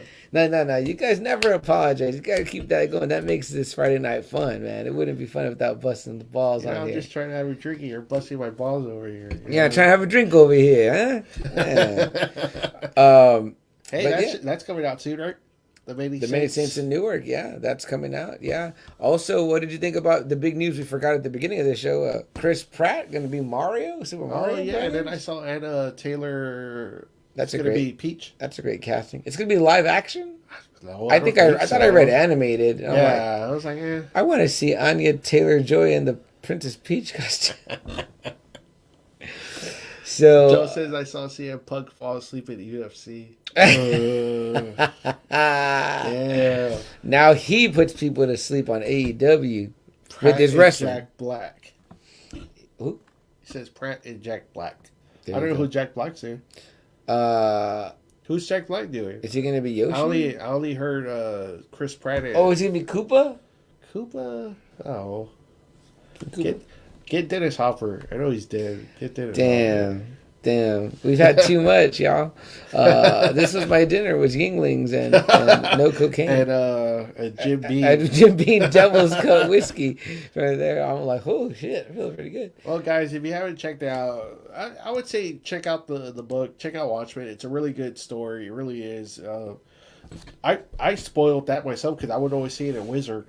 Yeah, and it would always be that Adrian part. So I read it. I enjoyed it. It became one of my favorite books. That's cool. I got all that.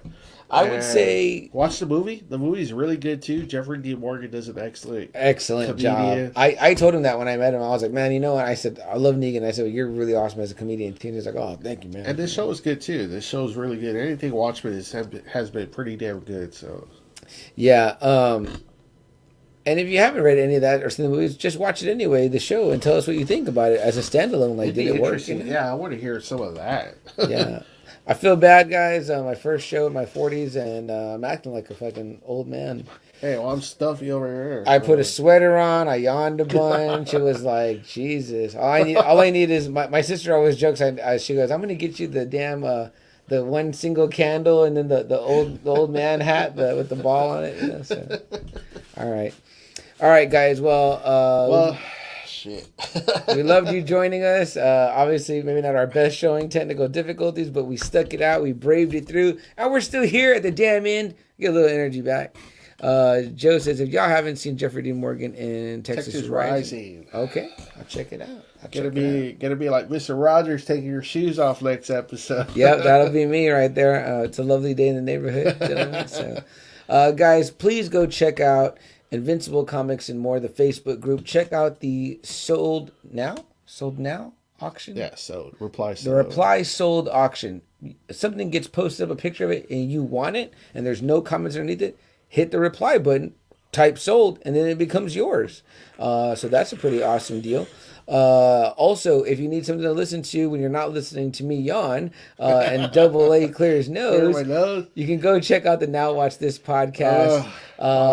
We promise you that they don't blow their nose or yawn like we do. I'm sure When they get 75 episodes in, they will be doing that. I'm sure Lucky. I'm sure Lucky has a clean room, so where he doesn't get all. No, stuffy. this is a very clean room. I think he might be How allergic the fuck to am me. I always stuffy? Maybe then? this jacket has Golly. pet dander on it or something like that. Maybe Golly. you're allergic to cats and there's like cat hair. I am allergic to cats. I'm allergic to cats too, but I would be sneezing too. But I don't know. I'm always hepped up on allergy medicine. You so do that well. I do a regimen, so I don't fucking, let's see what else we got here. He goes, Rizzo says, I appreciate the plug, guys. Too kind. Thank you. And Joe says he appreciates it too. Absolutely. Joe says Lucky always edits. That's so right. He That's edits right. the yawns out. Yeah, you gotta edit out those yawns. And again, thank you, Chris, for the beautiful art, man. Love these pictures right here. Double A's upside down. Look, this is, if you don't want to see me sleepy, just look at this version, right? You can get this on a t-shirt. Again, guys, 3leggedrabbit.com. I'm rocking the other tee there. It's fun. This is going to be my Easter shirt. I'm wearing it on Easter because it has a bunny. It's my only shirt with a bunny. But yeah, you can get a t-shirt with either me on there or you can get Double A on there. And I'm sure Rizzo will do something funny like add a yawn over here coming out of my mouth. Something like that. So, guys, it's been a fun one, man. I love talking. I've been waiting for a while to talk about Watchmen with Double A. I was thinking that you would love it and appreciate it. We would laugh about the. Yeah. I would really like your brother Will to watch it because I think that we would laugh about the fight character. Yeah. He always finds He like would. little intricacies to would. pick up on in the show and make it fun. Joe says allergy meds and shamans explain a lot. I mean, there you go, right? It was like us partying too much and no food yet. I'm super hungry, but two things I'd like to say, guys, before we end up and wrap up any show, is that if there's something that you want to do, a dream you want to accomplish, a hope that you have, seize the day, right? That's what Dr. Manhattan did, obviously. Yeah, he he was like, he wanted Regina King, and he was like, oh, I'll just go get it, you know what I mean? And fuck my people on Europa, and I'll just go ahead and put old Vite up there, you know what I mean? And an unwanted prison. And Lady True also seemed like she was seizing the day, making babies without people's permission. But, yeah. So that's that. And then the other thing is from Steve Rogers himself, Captain America, guys, when you go do something, whatever that is that you're seizing the day about or for, you got to do whatever it takes to make it happen, guys. So remember, seize the day. Do whatever it takes. And as Joe says here, Regina King. Swing. Yeah, absolutely agree. Guys, for just another Friday night, I am CM Chuck. I'm Double A. Guys, have a good night. Or Stay stuffy safe. and sleepy. Or stuffy and sleepy. The two hidden dwarves. Wear your masks. Get vaccinated. And keep hanging out, guys. We'll see y'all next week. All right. Have a good night.